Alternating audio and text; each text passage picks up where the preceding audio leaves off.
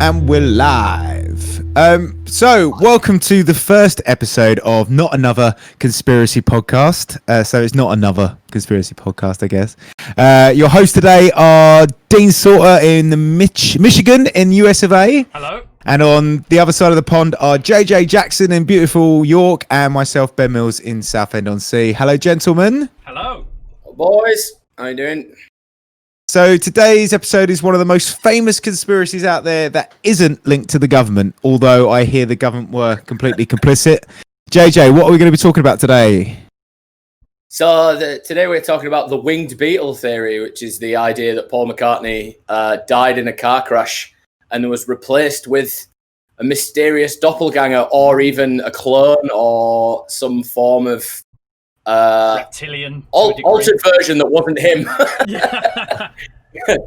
Just basically not Paul McCartney. He's dead and he was replaced with somebody else. This is intriguing to me because I've heard of this, didn't ever dive into it because I thought it was ridiculous. So I'm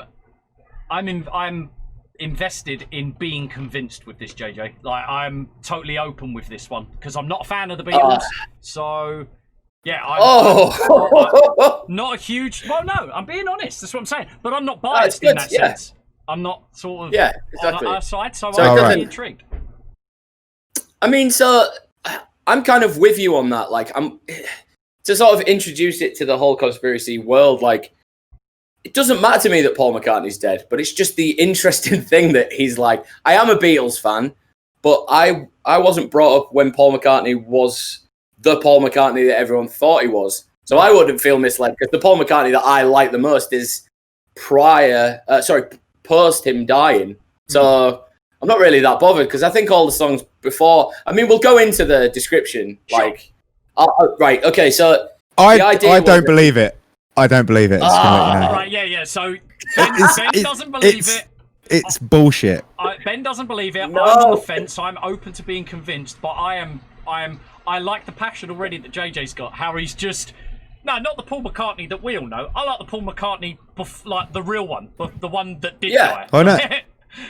No. Like, this is the thing. I don't. You like the current Paul McCartney? I like Fall McCartney. I think is that his nickname, Fall or Faux McCartney.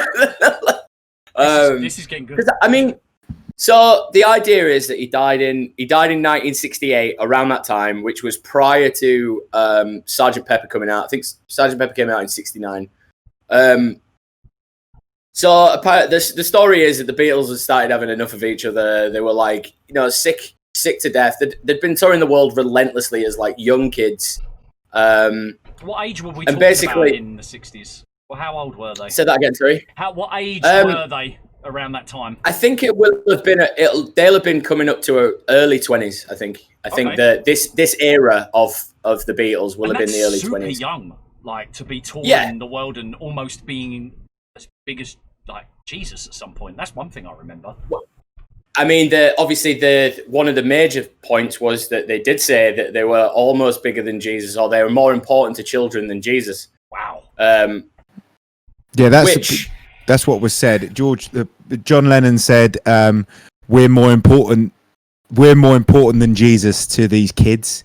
Is pretty much what. To paraphrase, we're more important to these kids than Jesus, and he wasn't saying that they were bigger than God, but yeah, that was the implication. But obviously, you say anything, the press is going to run with it.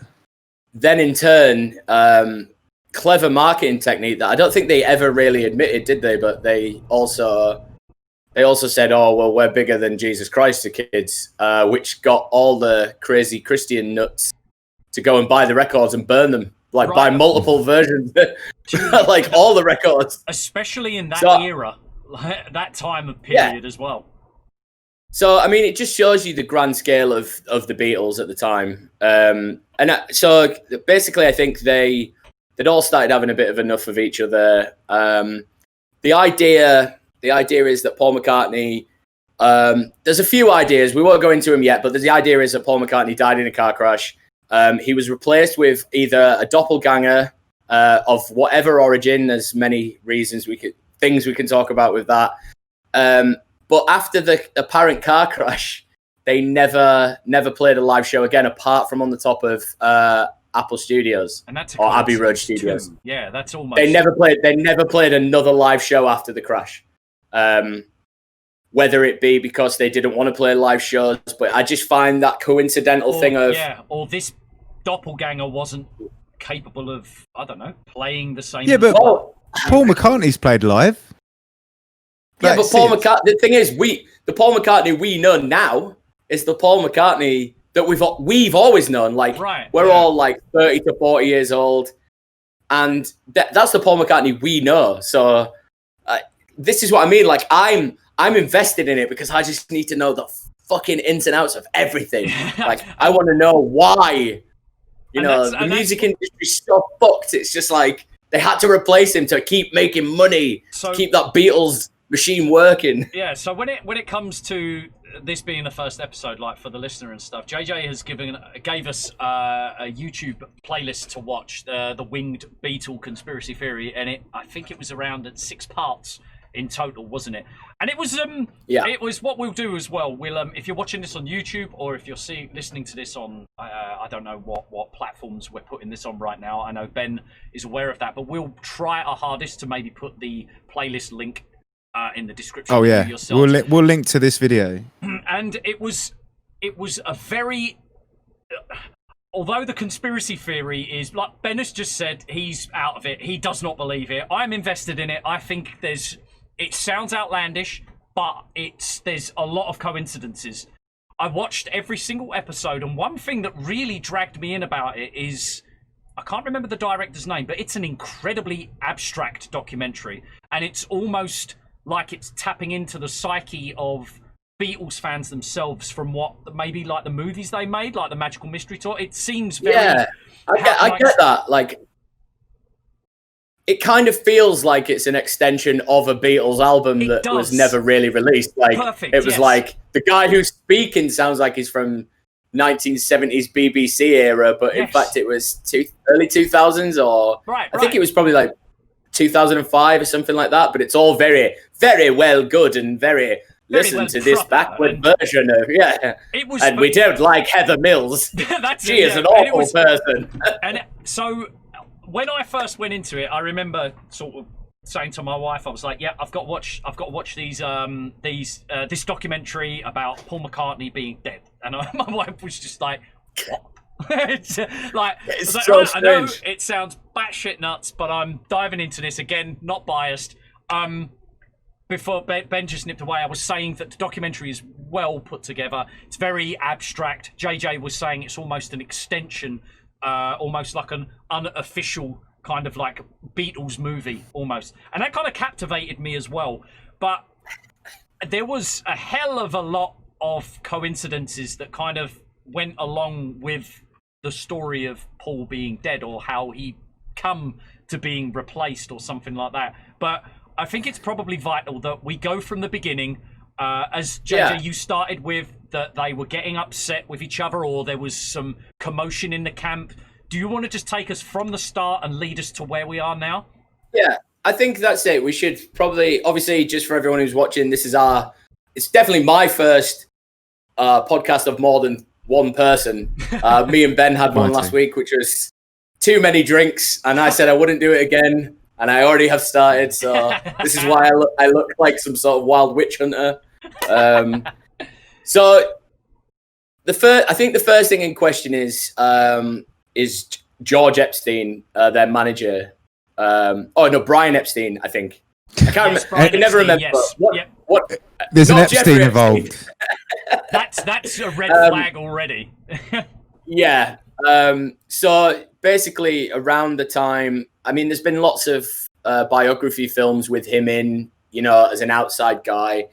But I think one of the major things at the time, this is the thing that I get confused with, is time scales. Like, I get confused because it just goes through my head too much. But he's, so he was, one of the first concepts was that Paul McCartney, the Beatles were so big that the Epstein guy basically said to the guys, give him the ultimatum and said, look, we found out that Paul McCartney's died in a car crash. I know you guys weren't getting along. So one of the arguments is that they were at the studio. He got angry, drove off in the rain, slid and crashed his car. they were told about it and said, look, you've got two options. You can call it a day and never make any money ever again. You know, because basically Paul McCartney and John Lennon own it all. One of them's dead. John Lennon's going to make it all. Or you could get this guy who I know looks a bit like Paul McCartney. We'll just give him a bit of surgery, make him grow a tash for a little bit, hide all the scars, send him off for a while, but then you never have to play a live show again. You can just release albums constantly. Before we go any further, just a couple of questions I've already got. When, with regards to the car crash itself, I did hear with the documentary that you asked us to watch, and also the podcast that we listened to with like a lot of information and facts, was they were saying that it was almost misconstrued that it was either a car or a moped or something. Well, no, I heard there was 3 accidents. Well, there was 2 accidents either side of the one that apparently killed him. Apparently, there was one with a moped and one in a Mini, and those accidents and then someone else died within the band, so that's why everyone thinks it's. So their original bass player died. Can't remember. I literally watched the film again today, and I can't remember his name. But their original bass player from the Quarrymen died. But then we'll go on to that when we get to the Sgt. Pepper thing, because there's so many. It's just a minefield of fuck. Yeah, Stuart Sutcliffe was the. Was the original bass player. Yeah. No relation to Peter Sutcliffe. Epstein Sutcliffe. Yeah. Jesus Christ. And it turns out they're all notorious serial killers. Very talented men. Yeah, we just need a McCann, and we've got the trio. Sorry, JJ. Go ahead. He was called McCann, the guy who sang the Lost Boys theme tune. It was Gerard McCann. But there we go. Very talented guys, child murderers, and Anyway, so I don't know whether the motorbike accident gets confused with this is one of the excuses they use for him growing this mustache, because he was filming something and he fell off his motorbike and split his lip open. So this is why he grew a mustache. One of the arguments is that it was I don't know what kind of facial surgery argument where you get like a cleft lip cut into your face, but that was one of the arguments in answer to Ben's thing. But I think the main idea is that it was a Mini, but then there's references to a Beatle later on in the conspiracy. I heard it was a white Aston Martin. A white Aston Martin was one, but then there's a video of him driving to Abbey Road Studios or Apple Studios. Correct me if I'm wrong. I don't know, but there's a video of him pulling up in an Aston Martin, but then there's also his Mini outside when they interviewed Ringo Starr. So everyone's like, it's one of them. It matters when it comes to it, but the car, is it really relevant? This is what I kind of be like, it's a car, you know, but I understand why people would be like questionable. They would recognize that guy as the guy who died in the car. The first concept is that he was in the studio, they fell out, he drove off in the rain, like very cinematic and whatnot. And he this is where everything starts getting a bit confusing, because there's so many different concepts and different ideas. But there's an idea that he got so mangled, his teeth were coming through his face and stuff like this, which references the walrus idea. Christ! Which we will go into because the walrus is a symbolism for death, which I never knew. But I don't know that. How is? But that's Lewis Carroll in Alice in Wonderland, I believe, symbolizes the walrus as the symbol of death. And the instrument of death is an oboe, apparently. So there's a famous saying, like, look it up, Ben. Like, there's a famous saying: if you ever see a walrus playing an oboe, you need to go in the opposite direction. But I think you probably would anyway. Well, you wouldn't.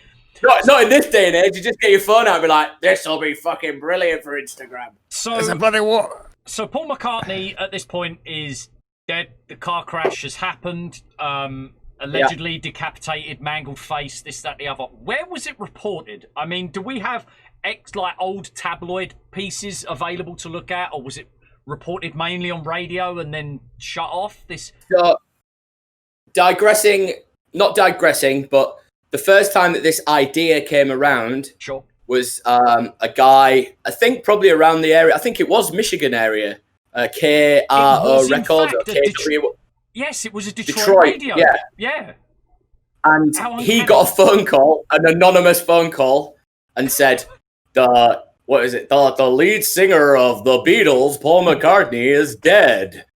And then he told everyone, and then he immediately got shut down on air and got sacked and stuff. See, now that's a bit like, why would you just suddenly get shut down? If it's misinformation, it's misinformation, but it's still gossip. It's a radio show. Surely that would be good for ratings. So there's. But why would anyone ring a radio show and just be like, ugh? Yeah, but I mean, in this day and age now, I can imagine it. In this day and age now, everyone's so hungry for that notoriety. But back then, Paul McCartney, I'm so bored. I'm really high. And there would have to be some serious repercussions on the person making that phone call, possibly in the sense of being like, how could you report the death of someone as great and as big as Paul McCartney? You sick person. I think there would be some repercussions to go with it. You would think so. I mean, the problem is with this guy, this DJ. I tried doing some digging on it, and I'm surprised Ben didn't do any digging on it because he's obviously so against.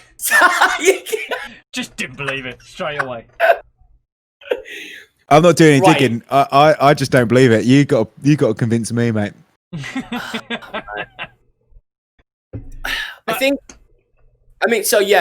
We won't digress. So that is the first idea. So there is multiple ideas of similar vein. He was at a party. He was with his missus. He was cheating on his missus. He drove off. He died. All of them involve a car crash, basically. Right. Yeah. Whether the car be a white Aston Martin, a white Lambretta, or a white Mini, or a white Beetle, or a black Kid. He died.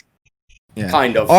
I heard if we're gonna stay on timeline, let's get what we've heard out as we go along. So I heard that it was a rainy night. It stormed out of the studio.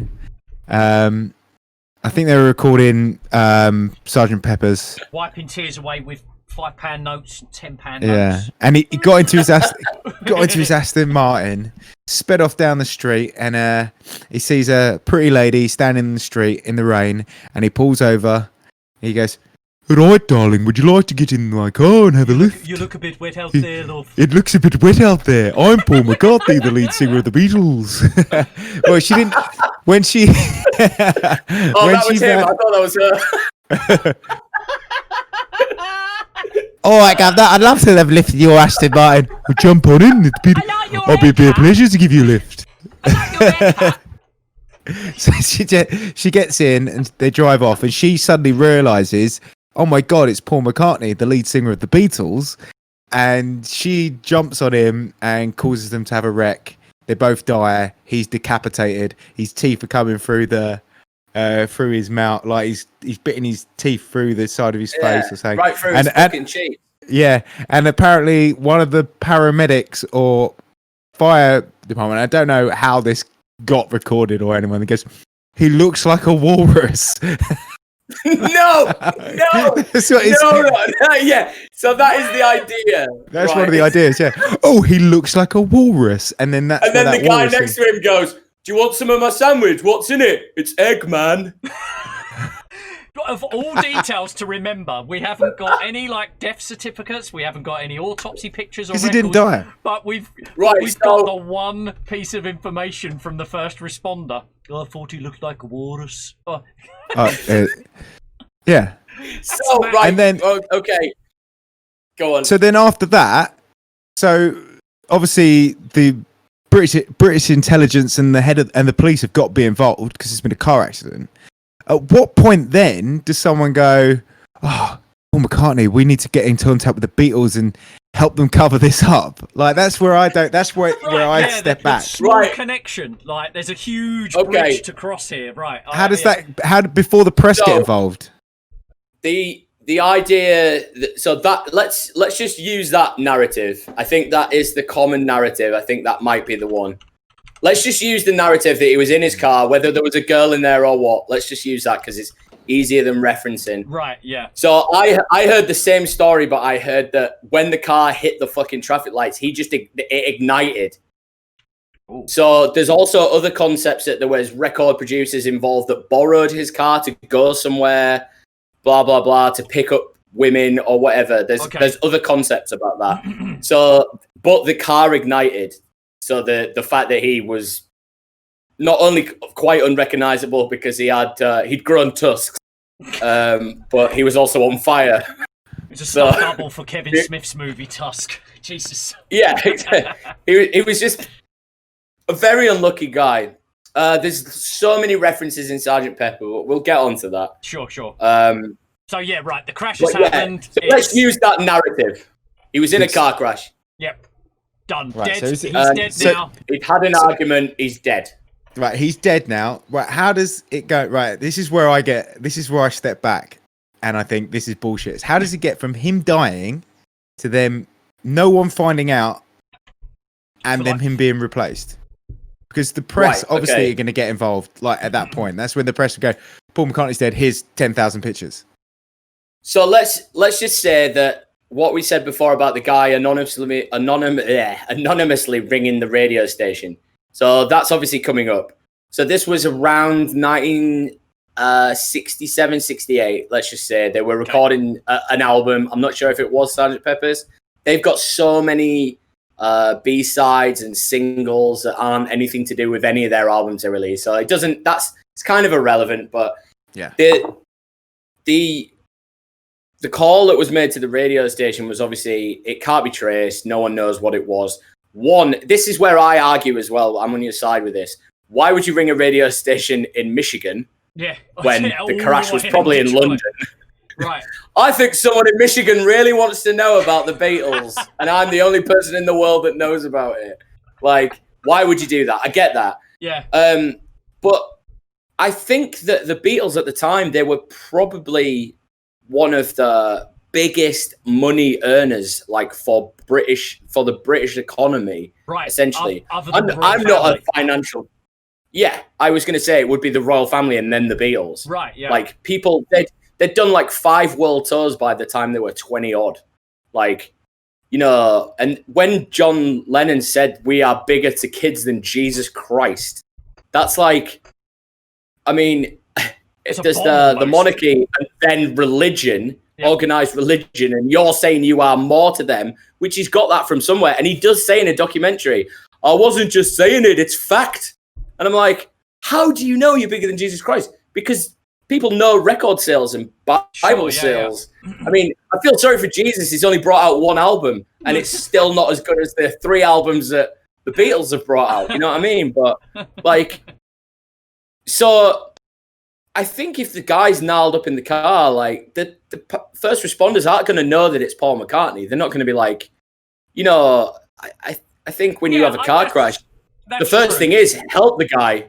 You know, yeah, I can. I don't think it matters who he is. Yeah, if his face is mangled, and let's be honest, first responders aren't going to keep a tally on what car some celebrity drives or anything. And as well, back in that era, you don't know what a celebrity does from time to time, much like we do in the digital age. You know, you've got Twitter, people are keeping track. You've got the Daily Mail that are chasing down every fucking celebrity possible. You've always got an idea of what's going on with celebrities. So I'm with JJ there, that the first responders aren't going to be like, holy shit, that's Paul McCartney if he's all mangled up. It's just a very expensive looking motor, and there's an incident that we have to deal with. Okay, yeah, I'm on JJ's side with that. If he like, without getting too, I mean, I don't think this is probably going to be the darkest thing we ever speak about, but without getting too dark, he's literally, the guy is dead, on fire, and his teeth are coming out of his face. Like, I don't think they give a shit what car it is. Plus, if a fucking Aston Martin hit a lamppost, everyone knows that these expensive cars are made of shit. Like, it was probably just dust. Like, he was probably just like, help me. Oh, well, he probably wasn't, but I've got teeth coming out of my cheeks. I look like a walrus. Here, John, I've got a great song about a walrus. We could sell some more albums. And then he died. Oh, I can feel my nerve endings burning. And his girlfriend's just going crazy, like, oh my God, that's Paul McCartney! Still bloody Paul McCartney! So I think that was... So he's dead. The phone call's been made to the radio station. How long? So there's mass hysteria now, I take it, amongst the tabloids, because although the documentary showed cutouts and like some sort of newspaper clippings here and there, I must admit, through the years, considering I've known of this conspiracy theory for a while, I have never seen like a picture of like the Daily Mirror and it like McCartney dead. Like there was a brief. So the way that this correlates with the vehicles, this is, I think, where everyone has got confused. Right. Not confused, but people like independent researchers have gone together and gone, there was a crash with an Aston Martin on that fateful rainy night, but then there was also a crash with a Beetle, and I think that... Oh, because it's a Beetle, right. First vehicle we should get out of the thing is Paul McCartney wouldn't be driving a fucking white Beetle, let's be honest. No. Like, let's get that out there. Yeah. The Mini Cooper was meant to be his little sidecar, so people didn't know that it was... Yeah, well, there was two of those. It was a limited edition Mini. There was two of those made. One of them went to Mick Jagger. Yeah. Yeah, and the other one went to Paul McCartney. But so it was a Cooper special, wasn't it? Yeah, but when that did crash, that Paul McCartney's Mini did crash, but it was crashed by his assistant.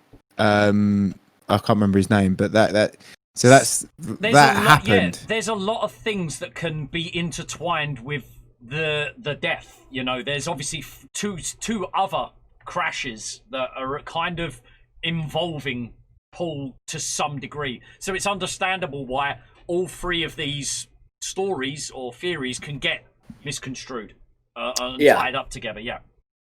And as you know, with anything we're all quite invested in conspiracy theories. As you know, with any conspiracy theory, the further away from the actual incident it gets, the weirder and wilder the fucking story and the idea get. You know, I think it's the later things with Paul McCartney that start getting a little bit like, and it's hard because like the actual fact that if the fact was there that he died in a car crash, it wouldn't be a cover-up. Like, we've got the fact. That's Paul McCartney's charred bones and his teeth coming out of his cheeks. That's the proof. We can't cover that one up. But then I need to check whether it's Brian or George Epstein. I'm sure it's Brian Epstein. It's Brian. Yeah. It's Brian. Brian Epstein. So Brian Epstein, basically, shortly after this, went to the boys and were like, right, you know, you've got this choice. Like I said before, you've got this choice. You can carry on making loads of money, making some music. I found this other guy who looks a lot like Paul McCartney, if not better than Paul McCartney. Do you want to carry on doing it? It would be a lot easier just to be like, Paul, because Paul McCartney, you got to remember, was the baby face of the group. Like, he was the one. He was like the Donny Osmond of the Beatles. He was the cutie, wasn't he? Yeah, the pretty one. And wasn't one of their lines. Death Cab for Cutie is a line, isn't it, from a Beatles? I didn't know. Yeah. Oh yeah, in the documentary, actually. Funnily enough, yes, yeah, I do remember seeing that. Another odd coincidence. A death cab is obviously death cab is an old reference to a hearse. So, obviously the word death is, you know, I don't think any sort of band could get away with writing songs that didn't have the word death involved. Yeah, true. You pretty much struggle. If it was like, I crashed my Aston Martin into a traffic light, you know. Paul is dead. Miss. So yeah. Go on, Ben. Go ahead. So obviously, I've done the same. I don't think I've done as extensive amount of research, but as JJ. But my view on this is that it's a lot of coincidences, and I will agree that there's a lot of coincidences. Right, that too many could. Anything else? Like if this was anything else, I probably would have gone. No, that's too much coincidence. This is something in this. Yeah. I just. You know, when you in your gut, you don't feel like it's real. Right. Yeah. No, I could agree with that too. I mean, there's again a lot of coincidences, but I do feel that as JJ's mentioned, we'll get to the Sgt. Pepper part, but even further outside of the Sgt. Pepper images and evidence pieces and whatnot, it does, in some parts of the documentary, I did feel like the conspiracy theorists were reaching very, very heavily for like, oh, you see that leaf over there in the bottom corner or the top corner of the Abbey Road album? I agree. Well, if you focus on it and you turn it at 45 degrees and you stretch it out and then you really squint, looks like a skull. Oh, right. Yeah. Okay, Did you? Okay. So, going on to that Abbey Road cover, right? The actual this part you're talking about, if people want to research it, the tree itself. One of the main issues was after this theory came out, people were photoshopping the album cover to have his face in. Oh, right. So then the people who were just like, oh my God. So unless you've got an original press of the album, you wouldn't fucking know. Like, the internet's a fucking awful place. Like, people just like, oh, I'll just do this. This will get people's backs up. And it's just virality, isn't it? Yeah. And then they just disappear into the fucking darkness. Like, they don't care. They don't care about people like me who care. So, okay. He's dead. It's been reported to the radio station. We're now getting to a point where, how long after the initial crash did it take for anything to sort of come out and the public to be like, oh, wait, Paul is alive? Like, where do we go from here? So this is where it gets a bit weird, because obviously if they're trying to build this idea and this concept up, feel free, both of you, to step in at any point, because in the last 3 days I've refreshed my mind and I've listened to multiple podcasts and watched about 10 different YouTube videos. God bless. And they're all just like clawing at my ears, just like. So from what I've gathered, like I say, if I get any names or anything wrong, please step in. But from what I gathered, the concept that those guys still hated each other was still there. So let's imagine that Paul McCartney is still alive. Let's just imagine that. That band hate each other. Like, I'm not sure about yourself, Dean, but we've been in bands before. Like, it gets to that point where it's like, and I haven't done world tours with these guys. Like, I went to America for a couple of weeks with them. Like, I want to go home and I just want to fucking get away from everything and just be like, fuck off. Oh, I understand. So these guys stress, have... Yeah. They're fresh out of touring a lot. They're all wanting to do their other things. So I think around this time, John Lennon was filming some World War film. I might be wrong. I don't know if it was him or Paul McCartney. I can't remember. Yes. Yeah. So he'd gone off doing that. In the meantime, all these other guys are like, well, Ringo Starr's probably like filming fucking Thomas the Tank Engine or whatever he was like doing. And then it's probably a bit early, but 1967, and the movie was called How I Won the War that John Lennon was in, just for information purposes. So he was there. There's also a little bit of a weird one there, because I think that John Lennon had a crash there. Oh God! And I think there's some sort of leak. I think there's some sort of leak out from that. I think that was where, because this is how the press referred to them as Beatles. Right. They didn't refer to him as John Lennon, the Beatle. They just referred to him as Beatles. Right. So that could be a side for the non-believers like Ben. Yeah. But so anyway, that happened.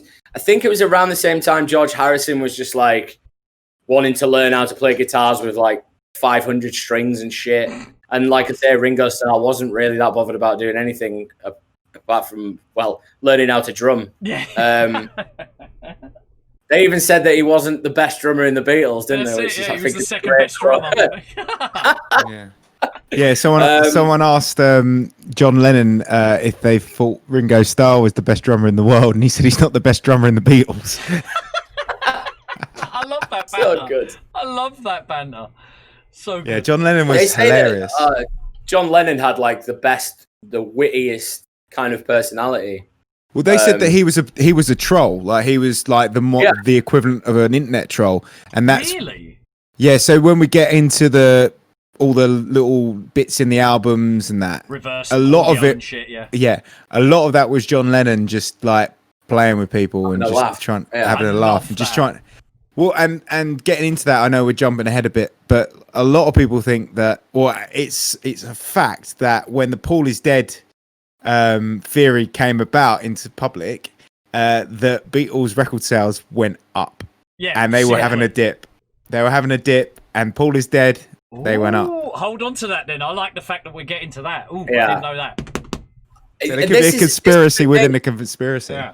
The good thing I like about this, and the thing is, like, I don't get really angry about it, because I think regardless of whether Paul is dead or not, that kind of little conspiracy, like, just that the record guys are doing, like, to do shit like that, it's just like, even that on itself is like, it's misleading, it's devious, and you just fucking us over as always. Trying to just pick away at our like hard-earned cash. Right, I wouldn't to get a fucking album sale. I wouldn't think twice at a a record company executive pulling that kind of shit. Like, oh, hold on a minute. No, like, yeah. Well, this is why they said Brian Epstein was like, you know, I mean. Can someone find out when Brian Epstein died? Because he died of an overdose. And I mean, in the biographies and stuff, he was 27th of August 1967 at age 32. Wow. Okay, and can you find out when Sgt. Pepper came out? I think it was 69, but Sgt. Pepper. But he was a notorious closet homosexual. So it's the same year. 26th of May, 1967. Okay. So he died shortly after Sgt. Pepper's came out. Right. So, okay, Epstein has spoken to the rest of the Beatles. We're still in the universe that Paul is absolutely dead. Yeah, because Paul was meant to have died in 1967. Okay. That's So Epstein's got the Beatles together and sat there and said, "This is what it is. We disband, and you guys do your own things, but probably won't make as much money, or we continue with this bloke that I know that's a pretty good doppelganger." Okay, they choose the doppelganger. Where do we go now? Yeah. Okay, so Sgt. Pepper's obviously gets released. Mm-hmm. Sgt. Pepper's been, I'm going to put my hands up and say, probably one of the biggest selling albums without ever. fail. Yeah, without fail, and I'll agree with that. Even was it the biggest selling album ever at the time? I don't know. I don't know if it's one of them Ben's reflection with things. But I would agree that I mean, it's not even in their top 10. It's not? Yeah, it's one of the most, like, identifiable albums ever. It's got to be one of the most famous album covers alongside, like, Nevermind. It has to be. Yeah. But yeah, aside from Nevermind, it's quite possibly the most aesthetic, like, eye-catching album. Like, even as a child, I again, not a fan of the Beatles. I wasn't brought up with the Beatles, but I would have been able to sit there as a 13, 14-year-old kid and been like, that's a Beatles album. Like, that's how... Well, yeah, you would have seen that album as a notorious... You know, I remember Queen released something, and they had, like, all the outlines of things. And even without the faces on that Sgt. Pepper's album, you would have known that it was... Oh, God, yeah. The Sgt. Pepper's album. Sure. Like, I mean, it's been what do you call it? It's been replicated many times, not as greatly, but, like, the people on the album... Obviously, I feel that this is like naturally segueing into the album cover, because this is where most of the hard evidence. Right, so yeah, that's where most of the theories come from. Inverted commas evidence. So I think there's a few little things that before Sgt. Pepper's. So I'm terrible with dates. The last show the Beatles ever played, I believe, was before Sgt. Pepper's came out. And I believe that it was on the roof of Abbey Road Studios. That's it, yeah. I think it was late 68, but I might be wrong. The baseball stadium show was the last one before the breakup, correct? Or before the hiatus? Yes, and that was the one where they apparently had the breakdown and their audio was terrible. Like they couldn't hear their own audio. It was the crowd was too loud. They asked to crank it up, and when they cranked it up, there was loads of feedback. And apparently, one of them had a bit of a mental breakdown.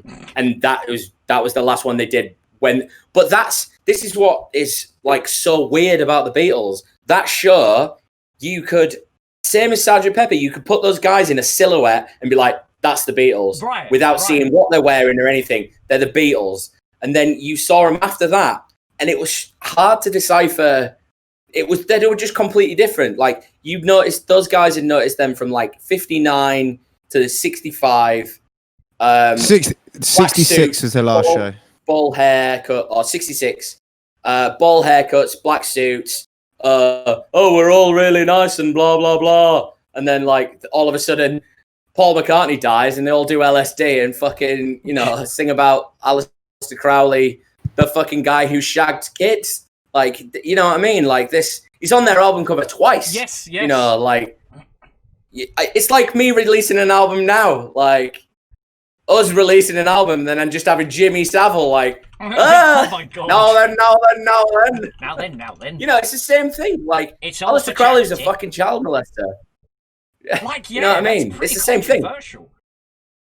But and an occult. That's it. It's like two Aleister Crowleys on the front of Sgt. Pepper. So, yeah, like, again, getting a tiny bit ahead. So, when it comes to the Sgt. Pepper album, like you said, that's the magnum opus of the conspiracy of his death. Where do you start on the Sgt. Pepper album, like, for information?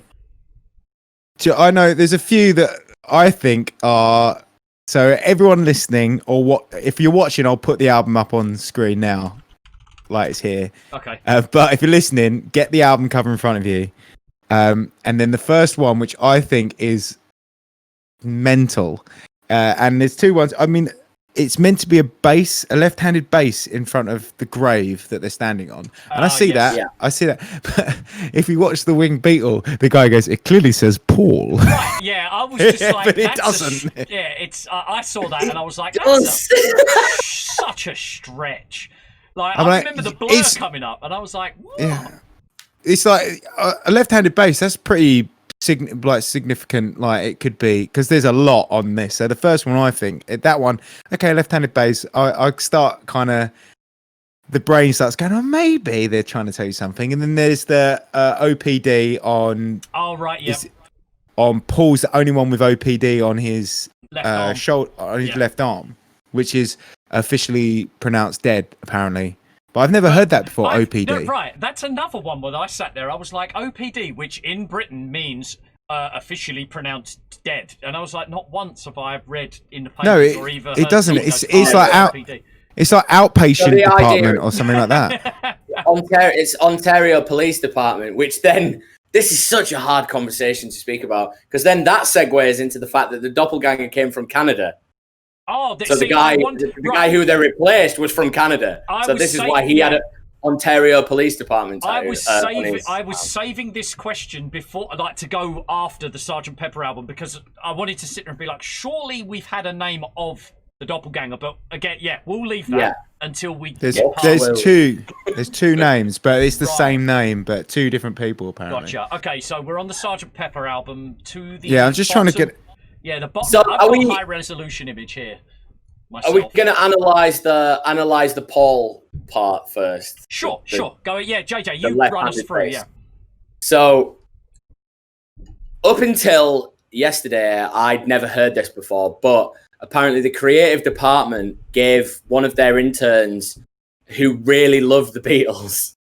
He said, "Can I make some flowers out of?" Oh yeah, it was leftover flowers, wasn't it? Yeah.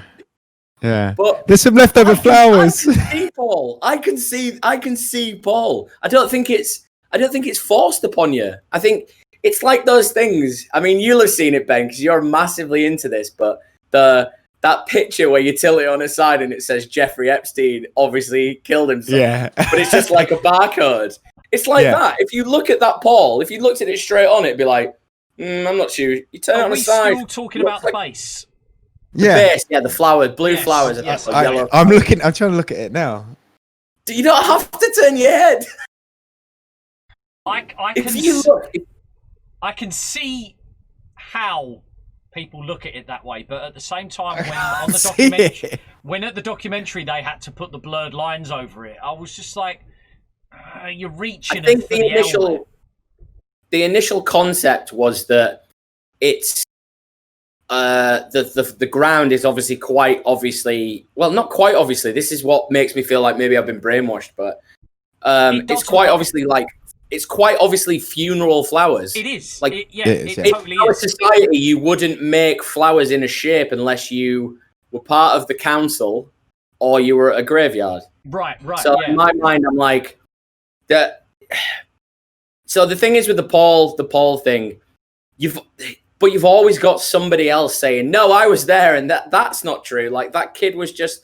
But who's to say that that kid wasn't going to grow up to be like, I don't know, Andy Warhol or something? I know they were probably around the same time period, so it's probably a bad stretch. But I do get the stretches because there's no other evidence to back it up. Sure, yeah. I'm not that ridiculous that I'm just like, oh well, that's quite obvious that he is dead. So the base is supposed to be Paul, and resembling the fact that he's sitting, that like the base spelling out Paul, supposed to be he died. Yeah. Posting that message out there. So that's one. What else are we looking for now? There's not only the base on the he died part. So when you put, just for people watching at home, if you put a mirror across the front, the middle of the base, it spells out XII. Basically spells out Lonely Hearts. Yes. And he died. So, but on later albums, the Cirque du Soleil album that they did for the Love album, it's Sunset one with a red thing. You put something over that and it spells out something else. So many kind of like, again, coincidences. Are they real? Who knows? Right, yeah. But they're not. It doesn't say he died, does it? It says like XO10XO, and if you add those numbers up, it comes to 49. And 49. No, it says he died. Yeah, 49. He died, isn't it? You add those numbers up. It's like XO10. He died, right? Yeah, and so they're meant to be Roman numeral. Yeah, that's 49. 4 and 9. Paul McCartney. I remember listening to that in a documentary. But are we talking about the Winged Beatle documentary, or are we talking about the theory? This is the problem, like, because we were saying before that the documentary is so like, it's so BBC and so like, could it be real? I don't know. Who cares? Let's go shoot this deer. I'm just kind of bringing all those theories in to kind of like, I'm mocking the entire theory and you're stoking the fire. No. Yeah. It's still like, to me, it's clutching at straws, like putting a mirror up to the thing and going, oh, if we put a mirror here, it says he died. It just seems really. Right. No, that seems like a stretch. Now, this is where I'm going to kind of be like, come on, now, Ben. Like, it is a stretch. It is, but very fucking convenient that it says he died. Like, of all, it could be gobbledygook. It could absolutely be just nonsense, but it isn't. Like, and I agree, like you were saying, with the 4 and 9, 4 letters, McCartney, blah blah blah. There is, as before we went live, we were discussing a few things. The coincidence, like, there are so many coincidences that it's just too weird. It's like someone saying, "Oh, Paul McCartney's dead." Oh, right, okay, yeah, and then someone just turning up with this like pile of evidence and be like, might seem like a stretch, some of it, but here's so many little things that kind of point to it. But then I heard that the 4-9 thing actually does say he died. I don't think he says 4 and 9 has any relevance to. It says I1IX he die. When arranged as I1, I1 9 he die. This image suggests that 9th November 9th 1966 that Paul died, as the diamond between the words he and die points directly at Paul. Oh, right, yeah. So okay. So that was 66, and he's saying that Epstein died in 77. 67. He might have been suicided, man. Yeah, it might have just been like, Epstein fucking knows. Let's just off him. Let's just give him some of these drugs, get one of his Reverend boys round and fucking do him over. Because Epstein, wasn't he prescribed something, but allegedly they say that he was prescribed an overdose. Yeah, he literally was prescribed the overdose. They said, like, take 3 of these every 2 hours. See, that's like, and is that 500 officially milligrams. how he died? That's official. They have the autopsy report of that floating around on the same recognition page. Right, and that's still a glaring piece of evidence that's kind of like, well, that's a bit weird considering the other information that's going on. He was also in like the thing is with it, like, the prescription is there, but it was also in a like at the time, obviously being homosexual was still quite classed as a deviant thing to be. Yeah, they even he considered was part it of a deviant gay sex circle, like, and I mean, I can't remember which documentary it is. Is it Nowhere Boy? No, because Nowhere Boy doesn't go into it. One of the other Beatles ones. It's a documentary that was on, not a documentary, autobiographical that was on BBC, where it shows you him in the hotel room, like depressed as fuck, and then like he overdoses, and then his assistant finds him. But his assistant also found loads of dubious stuff to do with his drink, like he was drinking a drink that he doesn't usually drink, and then the pills were all poured out on the table around it, and they were just saying, well, if he'd have taken that amount of drugs there, he probably wouldn't have even made it to the bed. Like it was, right? I unless understand. he really quit, But again, Epstein dies after the Pepper album has been released. Is that correct? Sorry. Yeah. Yes. It's like a couple of months afterwards, right? Okay, so very strange that the person that kind of is a catalyst in the true knowledge of the theory just happens to die in very suspicious circumstances. So that stands out to me immediately. That's a red flag. I know you're laughing, Ben, but that's a red flag to me. That's a red flag. Look at him. He loves it. Super convenient that this just happened.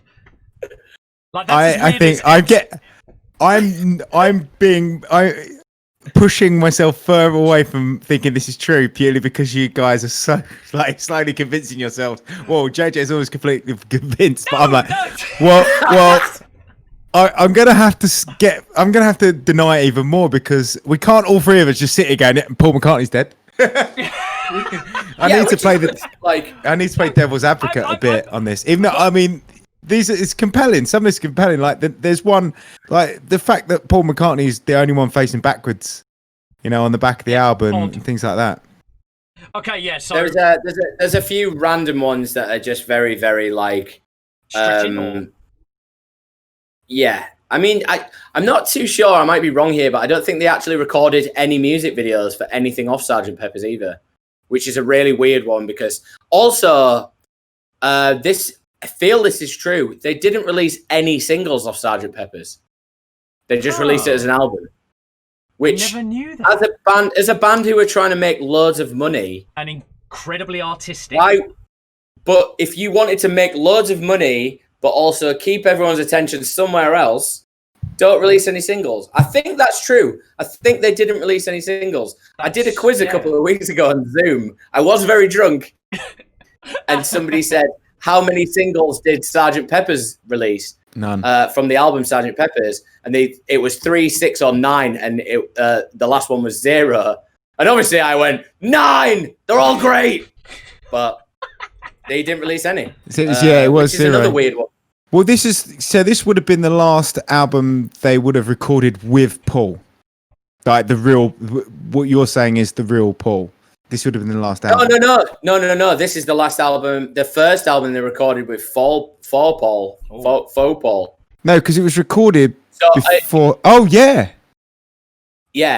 So I got my numbers confused. I thought it was 68 he died. I think it was 66. No, post. This was recorded after this. Yeah, November 96. So they would have started. They probably wrote it with him. He would probably wrote it, but they would have recorded it without him. So they might not have been recorded with a fake Paul because they wouldn't do the photo shoot before. You sound very invested. I was going to say, how long were the dates as well? Because who's to say that the guy who's in the photographs isn't the real Paul? Because I mean, everyone knows like music management. Like it takes months for shit to come out. Like they don't. No, because it was recorded 6th of December 1966, post death. And finished on the 21st of April 1967. So I guess they probably would have recorded the songs they'd written, just someone else playing bass and doing vocals, I guess.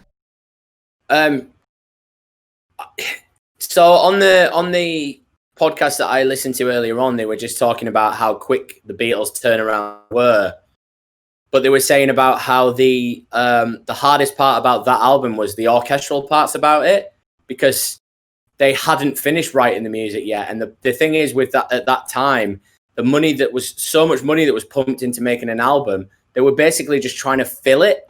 So you know that part that starts with, they all start on one note and they end on one note, but they told the orchestra they can work out how they get there. Like, it doesn't matter if they do it really fast or do it really slow. They said to each individual orchestra member, they only did that because the record company were pushing them to fill the album, to make people, which does imply to like what you were saying before, Ben, about how they were struggling with record sales maybe a little bit. Because, I mean, what was the last album they released before that? Revolver. Like 64. Yeah, it was Revolver, and it was, let me get to the top of my Wikipedia, 1966 was Revolver, a year before. But they would turn out, they would turn out albums like, yeah, they did, exactly. But they were doing 2 or 3 a year. So we were talking about the Sgt. Pepper's Lonely Hearts Club album, I guess. Oh, James yeah. Got to tell us. With all of the incriminating evidence inside it, as we mentioned earlier as well, quite possibly the most, or one of the most iconic album covers, because of how abstract it looks and how confusing it is to look at. But as you were listening earlier, it's full of evidence towards the fact that Paul McCartney is in fact dead. You say evidence, I say clutching at straws. But sure. Okay. I will point it out. I'll happily point it out because I think some of it is like very compelling and it's incriminating. And if it's a coincidence, it's mental. Like if these are coincidences, then there's something weird going on in the world because they're crazy. Like you know, but yeah, there's a lot of stuff around like the OPP, OPD, yeah. So OPD. No, actually, so there is a theory that it did say OPP, but some graphic designer has argued OPP means something else as well. But there is an argument that the D is the top part of the P. I heard that today. Just cut it in there. I think it's OPP because someone's found that exact badge and it's OPP. So the P looked like a D because of the angle of the photograph. So I don't know what the PP means. So OPP, provincial Ontario Provincial Police. So that's where that comes provincial from. Police. That's it. Yeah. So it's a police badge. This is on the Winged Beatle thing. They do say Ontario Police Department. So I mean, it's the same thing, but it's not the same thing. Like they have the badge. It should. So like the more I speak to people, the more I do start changing my mind about things. But then there's like certain ones, like for instance, like. We've all done creative things. Like we all try to be different and a bit weird. The stuff on Sgt. Pepper's is just too much. Like there's just way too much stuff in there. Like that is thought about way too much. All right, granted, they were doing a lot of drugs. Like we get that. We know. Yeah. The Sgt. Pepper like cutouts and stuff like that, and so for instance, you look at the bottom quarter, like the bottom right hand quarter of the thing. There's a bloodied driving glove. There's a white Beetle car. There's a doll that's like welcome to the Rolling Stones. Yeah, all completely fucking like mashed up. And then I think the two massive ones, like I'll be honest, I don't know much about the other people in the thing. Like I've heard of them.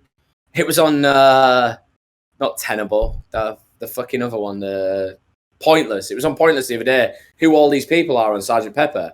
Didn't mention Aleister Crowley, and he's on it twice. Yeah, so a weird theory. So if Dean, I don't know if you or Ben, you want to say about Aleister Crowley. Like, right, yeah, I've got something. I feel like I'll be doing him an injustice. Well, he loves cum. He loves cum. He just loves cum. Aleister Crowley, is a new name to me. Crowley. Crowley. Of Aleister Crowley. But I guess thought it was Crowley. It's Crowley. The title or the first paragraph of Wikipedia, or his Wikipedia page, for all the listeners that are not aware of who he is, Edward Alexander Crowley was an English occultist and ceremonial magician, poet, painter, novelist, and mountaineer. He founded the religion of Thelema, identifying you're forgetting his biggest accolade there. He Go on. He is the most powerful and dangerous power bottom of all time.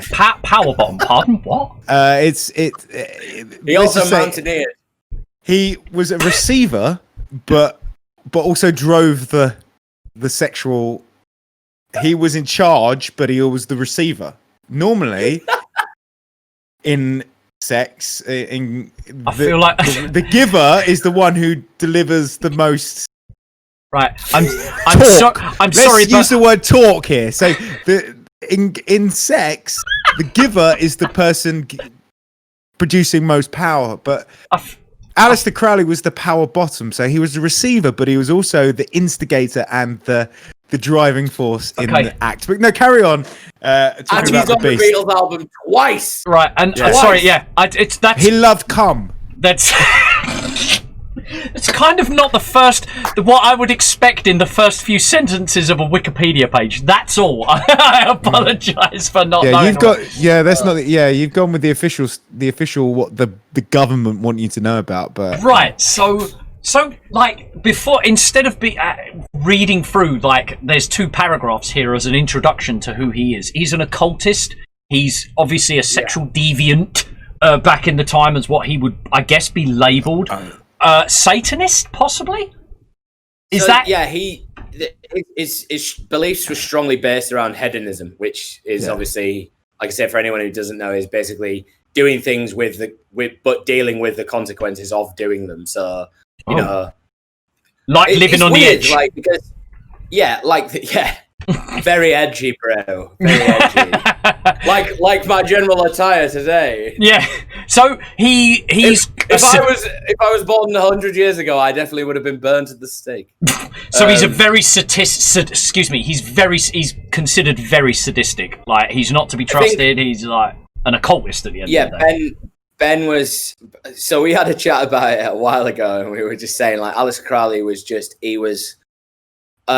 without, I don't think they can say this on Wikipedia. He was just an awful cunt. Like, wow, a molester, cunt. Basically, was he as well? He was known as a child molester, sex deviant, and also a necrophilic. And was that even back then when the Sgt. Pepper's album was released? Yeah, this was so. Yeah, why the hell? I think early 1900s. But there's also another link with Aleister Crowley, if anyone wants to delve into it. But Jimmy Page bought his castle in Scotland. Aleister Crowley owned a castle, and Jimmy Page bought it. Aleister Crowley also owned a house not far from Downing Street, owned by another government minister. But when they excavated it, it had a lot of children's bones in the basement. Whoa, right. So this goes even. This is how he's on earth fucking cover twice. Right? How on and he's obviously clearly was a powerful person back then. Now I'm just associating this to the fact of what we know about, like, say Jimmy Savile, for instance. As disgusting as he was rubbing shoulders with elitists, politicians, and blah blah. Is that very similar to what Crowley was at the time? I think Aleister Crowley went a little bit more on the, because like everything at the time was very much like, I want to introduce you to my friend because I know you're into the same fucking weird shit as I am. Let's go see him. But then it wasn't like people bragging about him. The thing with obviously Jimmy Savile was like he was already famous. And always a fucking bit of a weirdo. Yes, but, well, not obviously always. Like, you don't know, do you? But he obviously... Sure. There was something wrong with him. But for someone like that to be featured on their album is very... That, to me, is even controversial. Not only that, twice. He's on it twice. Yeah. Well, Crowley is like... There is a theory that he... I'll let Ben finish. No, I'd say Crowley is probably one of the most influential people in pop culture. Like, he is? Every rock and roll band like has some kind of Crowley reference or a cult reference. Like, Ozzy Osbourne wrote a whole song about him. Yeah, Yeah, Whoa. Mr. Crowley. Yeah. So wow. And, like, everything about just it was called Mr. Crowley, wasn't it? So okay. Sorry, Ben. Go on. And then obviously Scientology takes a lot of it's kind of like L. Ron Hubbard was like well involved in the Crowley's religion. I think they knew each other. But Crowley's ideas definitely influenced Scientology. I mean, I don't think it says this is taken from that, because obviously that guy's a lunatic. Right. Led Zeppelin fucking loved him. Ozzy Osbourne, and they wrote Mr. Crowley. Bowie loved him. They make loads of references, like Quicksand and Let's Dance got references to him, but Bowie loved the occult and everything to do with that. So what? But it's always, I don't have my friend who works at fucking Tesco talking about the occult. Why is it always these like? No, he just talks like, about Yakult. Zing! I hate the such of it, but I've got really good stomach biotics. yeah. So okay, like Crowley, disgusting person, incredibly relevant within those realms of entertainment. Why? What is behind, or what is the theory as to why he is part of the album? It's that left hand, right hand magic kind of chaos theory, chaos magic kind of thing that he was into. Is he there purely for symbolism, or is there a connection? Aleister Crowley was like all. This is where I start like getting a little bit like, oh, this is cringe, because we were speaking about it before, everyone's a witch. They're all like, oh, I'm so fucking free. But like Aleister Crowley was into willing people, like very much like we were talking before, Ben, about the game and negging and all that shit. Yeah. Like very much like an awful, like seedy underbelly of like, pretending you're like this fucking like, oh, I'm a wizard, but I'm actually just a fucking sex offender. Like he was very much like very good at shrouding his real. If you look at like the Beatles and you look at like their dynamic, like George Harrison loved music, like, but he went to India to study music deeper. Like he had the ability to be able to go there and do that. Right. Yeah. John Lennon and Paul McCartney were just like, I love how everyone just like forgets about Ringo with this. Like no one gives a fuck about Ringo. It's just like Ringo's just fucking playing with model trains and all that shit. But like John Lennon and Paul McCartney, like I've had these conversations with band members before. Like I've had these conversations like, because when you're there and you like, you want to be like, you want that thing, you think about like the wildest thing that can get you there. Like obviously not fucking children or anything like that, but like just clear that you think about the concepts that can get you there. Like like, oh, why don't we do this and it'll make people do that? And it all comes back to this idea that Paul McCartney could be dead, because it comes back to like a god, an idea of God.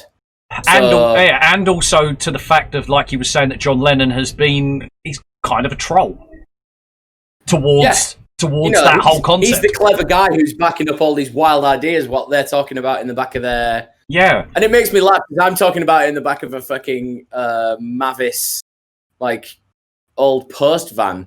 They're speaking it in the back of a fucking, like, jumbo jet. They wouldn't be there, would they? What can we do to be better people? I know. We'll speak to my friend Crowley. He'll fuck us up. It's one of them. Like I'm completely onto the idea of that kind of false selling, but it's realistic. It's a realistic. It's all about integrity now. Everyone's like, it's probably something we should probably wrap it up with, but it's all about like being integral and like doing the right thing. Whereas in back then, I want to know about this. So Aleister Crowley, obviously, he's on it twice. There's loads of other shit on that cover. I mean, if we were going to talk about it, it would be here all fucking night. God, yeah, so I don't know if there's any. If there's anything you guys want, I mean, I'm happy to be here all night, but if there's anything you guys want to speak about specifically on the album cover, there's a lot of symbolism to do with like for instance, you guys said about the hand holding it above his head. And that carries on throughout a lot of the other albums, the hands over the head thing, which is meant to resemble or mean something to do with like they're ascended or something like that. I can't remember exactly what they've said, but having the hands over the top the head. Which then comes to the like the Templar and the Illuminati and all that. I feel that as soon as you say Illuminati on any podcast, it immediately just gets flagged, and they're just like, these guys are fucking here. Let's not fucking bother. Illuminati even now just sounds shit. It's like it's not good anymore, is it? Like it used to be good. Like when people talked about it, like my fucking customers who come in and they're just like, "Oh, I want a tattoo, like, or a religious tattoo and that." Like, all right, cool. What do you want? Like Illuminati and that. I'm like, all right, yeah, cool. Nice one, man. So you want a fucking eye in a triangle? You want an eye in a snooker triangle? A snooker triangle. So, keeping on the Crowley aspect of things, I've just noticed that obviously he's supposed to be the red-looking face next to, I guess that's supposed to be Marilyn Monroe, maybe, or someone that looks like Marilyn Monroe. So there's two people on the album, Marilyn Monroe and Jane Mansfield, I think, is on the album, who was also kind of a bit culty. Bob Dylan up the top right, I believe. Is that Bob Dylan? Oh, this is the hardest part about this thing, because if you pick any person out on there, they've all got links with the occult. Like Bob Dylan has an interview like, "I sold my soul to that man a long time ago," and it sounds like it's a song, but he's just speaking. Like he's just like, So you mentioning Crowley being on there twice. I've just looked up to see which other person was Crowley, because Crowley's obviously in the top left, one man in, and half his face is covered. Crowley. Right, half his face is covered. The red face that's behind the shoulder of Marilyn Monroe, but beneath him is a black and white image of a child. Like that glared to me immediately, considering you guys have just told me about his past, and I was a bit like, bloody hell, like. Was that was known in that time period, and that he was dead by then. So he was. It was right. It was always known that Aleister Crowley was a child molester. Like his books said that the pseudonym of the books is Otto, I think. Something of the sun. You said it earlier on. Thelma. Yeah. Thelma. The life essence to everything is innocence blood. Oh God! So this is the thing that's confusing to me. Like putting him on your album, like 30 years after he died, is basically like me putting Jimmy Savile on the front of my album.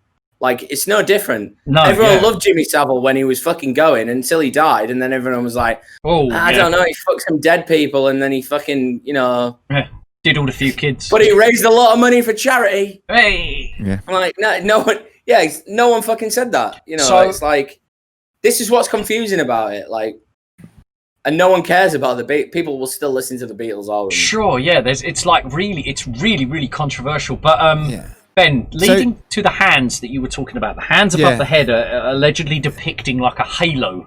Yeah, and then there's one more thing before we go on to the hands, because the hand, I think, we move on to another album cover from the hands. Is the height discrepancy. So physical features. Physical features. So this is where like I start to think, oh, okay, this is weird. He's taller. He's taller, and after he died, pictures of him with Ringo, with John Lennon, that he was the same height as. He starts to appear taller. Now, it could be Cuban Hills, it could be fashion that's done this, but I just point it out. I mean, I think it's probably Hills, right? And it's very interesting as well, because of all the things to be able to tell that if someone's different is to look at their physical features. And it's funny that you say that now, because that never even crossed my mind when we started looking into this. But what a glaring piece of evidence! I find that it's a real difficult one to see. Like when us guys started chatting about it briefly, the first thing Ben pointed out, or maybe even both of you pointed out, was one picture was very dark and pixelated, and it was for an album cover. So when you're on an album cover, like, and maybe I'm just really vain as fuck, but if somebody, like, not to be confused with veiny as fuck, definitely not veiny as fuck, but if I saw an album cover and someone was like, right, we're going to release this to the world, it's going to sell multi-millions of albums, and I was like, yeah, but my nose looks like a fucking like a bent finger, you'd just be like, oh, can you just like darken that out a bit? Oh, don't worry about that, Paul. You're the cute one. Don't forget. You're the one that everybody wants, Paul, even if your teeth are coming out of your cheeks. So, Even if you are the walrus. Yes. So the walrus was Paul. So Ben, you mentioned he was taller. And Yeah. So, well, it's said that he's taller now. I mean, clearly he is a lot taller than John Lennon on this album cover. But actually, I think they were the same height. I wish I had all this information in front of me. Yeah, because I'm looking at some sort of like comparison pictures of Paul and faux Paul, and they're using lines to obviously distinguish where the original one's height was, and they were putting a line across there to an identical or a picture close enough, and it's showing like differences in like even like neck height, shoulder width. And they say that doesn't change from like for most males, it's a period of like your 20s to your like mid 20s that never changes. So it's a difficult one because if the time scale is right, Paul McCartney died in his mid to early 20s. So right, it's like, yes. But I find that if you guys link on this somewhere, the facial recognition thing, because try to get past the first 2 pages, because the first 2 pages are very hard. Yeah, no, I did. They are very much clasping. Yeah, no, I did in the end go through them all, and I was like, is there a website? Did you say? Yeah, I posted it in the group a couple days ago, but I can't. But it's like the thing that's weird about it, though. If it's the same as this lockdown, if someone told you there was a lockdown going to happen and you had loads of time to prepare for it, you would have done so much more shit than you've done. Like, the thing with Paul McCartney is, like, we don't know that time period. If this is true, we don't know this time period of, like, right, Paul McCartney's dead. We need to, one, find a guy who can play instruments, or maybe not, because they only played one live show and it could have been on a backing track. Yeah. 2, we need to find a guy who looks like Paul McCartney. 3, we need to find a guy who wants to be fucking famous, which I'm sure isn't that hard. Yeah, like, yeah. All right, do you look like Paul McCartney? Yes, I do. Yeah. Do you want to be famous? Fuck off. By that time as well, like I'm leaning in now but by that time, there definitely would have been Beatles tribute bands. There would have been people going around doing the thing. There's a tribute band for everyone, and by that time there would have been. So that is another theory. The other theory is that the bass player who they replaced him with was actually the guitarist in a Canadian Beatles tribute band. Ooh. So that's another theory. Okay.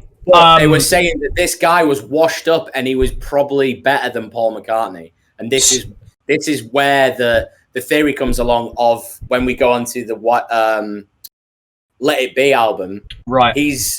There's a picture of him playing guitar right-handed, even though I'm playing it left-handed. There's a guy playing it left-handed. Let it be.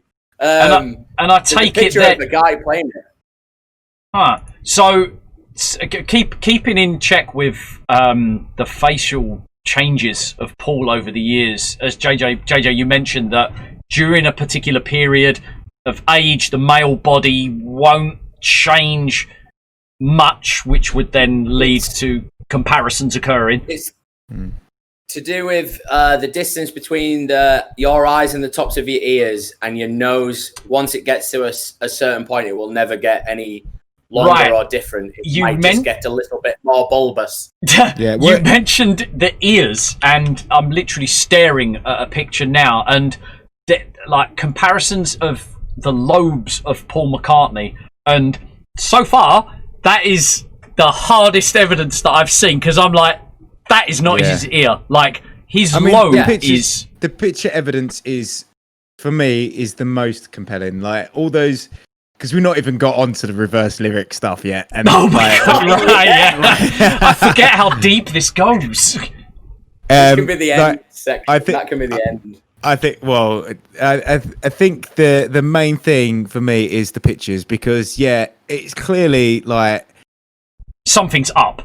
They're not... He's either had plastic surgery because he didn't like how he looked, but even in the 60s, it wasn't that good plastic surgery. No. And like, there's no scars. You know what? This is the weirdest thing, like, because, and I don't know if I'm fucking crazy and I'm not like that girl, like, oh, God. But that evidence is the least compelling to me. Like, really? I find the other evidence more, like, I find the psychology of the other evidence more than the physicality of that. Like, really? Oh, well, his ears have got a little bit bigger. Like, this is so crazy. The hard evidence doesn't convince you. The hard evidence isn't convincing you right now. It all convinces me, but that evidence isn't as much. I'm amazed though, because Ben is like, yeah, I don't believe this, but yet something that you can't really physically change about someone, Ben's like, it's definitely him. That's the hardest evidence. What's going on right now? I find the psyche of a man to be like, hold on to a story for so long more compelling than the fact that they did replace him and the guy's just got bigger fucking ears. Like that, I think it's maybe because I'm so convinced by it. Like, I am so adamant that he is a fake Paul. Yeah. That part about his face doesn't bother me. But even when you look at the young Paul, and this is a weird thing, I think the new Paul, like, I'm a fucking heterosexual man. I think the new Paul is far more attractive than the old Paul. And you look at him now, he's like 77 and he's fucking dancing with Drake and shit like that. And it looks like a nan. Oh, he drinks. Yeah, there we go. It looks like a nan. He looks like a nan. He looks like everyone's nan from the UK. Looks like Paul McCartney. He does. Not because he's of a nan bread. Hey, zing! Oh, plenty of zingers in this episode. So, I'm watching a GIF. I don't know. Burn me at the stake if I pronounce it wrong. That's a whole other episode. Yeah. GIF. There's someone's created an image of the real Paul and the fake Paul crossing over each other for symmetry. The ears are totally different. The ears are. I don't care what. I'm not. He's also about 4 inches taller than you guys. Yeah. But his chin is completely different. He has like an underbite almost in one of them, whereas the other one, his teeth are different as well. It's the earlobes though. No one's ears changes like that. He's got detached ears. The ears are the things that don't change the most. But that's a huge science. The ears don't change. That's that a much huge because change. It's cartilage. That's why the nose doesn't change, and certain other part, like any cartilage, doesn't change that much because it doesn't grow as rapidly as anything else. So there is no way. That's the idea. Right now, there is no way that someone can convince me that his ears are the same and it is just growth, because there's a picture where you can see that the lobe is attached, and then the second one is like he's had almost like a 90-degree angle, like chunked out of it. Yeah. Like, it doesn't look... That's crazy. The shape of the head is more narrow as well. Right.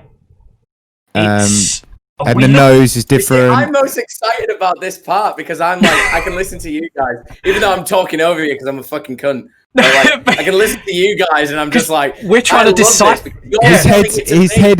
His head is smaller. Like, I mean, I'll put the link in the description. I'll show some of this on the video if I get a chance. But like, this is for me is the bit where I go, all right, okay. And then hold on a minute. Hold on a minute. But when you start talking about that, and then there was an arrow pointing at him, and they put hands over his head, like, and the actual visuals, like the physical evidence is there to say, actually, there's something going on here. Yeah. Either Paul McCartney went, oh, my ears are fucking massive, I'm getting them done, and then disappeared. But anyway, and I'm gonna, yeah. Can you cut the lobes of my ears, please? And the distinct height difference as well is a major. They've told me to cut my hair off of my ears so everybody's going to see them. Can you make them look a bit prettier, please? I'm the cute one, don't you know? Or he was in lockdown. He was like, I need to cut my hair. Oh no, cut my ears. That lobe is different. I do not care what anyone says, and his chin's different. I can't get over the ear. And that isn't just like a gardening accident where the trimmer's just gone back onto his ear or something. Like, that is a totally different ear. And there's a comparison of him in the 80s and then a picture of him in the 66. 69. And the whole entire face looks different. Well, 69, he was still alive. It was the new Paul. 66. The new Paul was, yeah. Yeah, 69 is the new Paul. Sorry, right, yeah, but his chin's different. The size of his nose is different. The lobe obviously is different. Did you we're not going to digress here, right? But did you guys hear the theory about the droopy eye theory about the Skull and Bones Club? Oh, different podcast altogether. No, I haven't. There's a theory that you basically disform somebody so much that they become unrecognizable from one side, which is like an ancient ritual apparently. Oh, and if you look at the pictures of like Paul, so I did read this wild theory. This is probably doesn't even fall into this narrative, but I read this wild theory that everyone else with the Beatles were all into this, and the original Paul McCartney was just like a real homeboy, and not a homeboy, but like, you know, he really tight with his mum and whatnot. Yeah, his family and that. Yeah. Like, I don't want to get involved in all that shit. You're all doing a bit of that Satan stuff. I just want to write radical music, man. and then they were like, "Fuck off, Paul. We know Aleister Crowley. You better get into shape, or we'll do you in." And we have better tricks with him than you. Yeah, this is the problem with these ideas. They're so, and the thing, like, I find with, like, while you guys are researching this fucking face shit now, I find the hardest part about it is because we are so deceived now with everything we have to, like, I don't read one news article anymore. I have to read 10. Like, yes, I should only have to be able to read one, but I have to read 10 of them to see what the kind of truth is.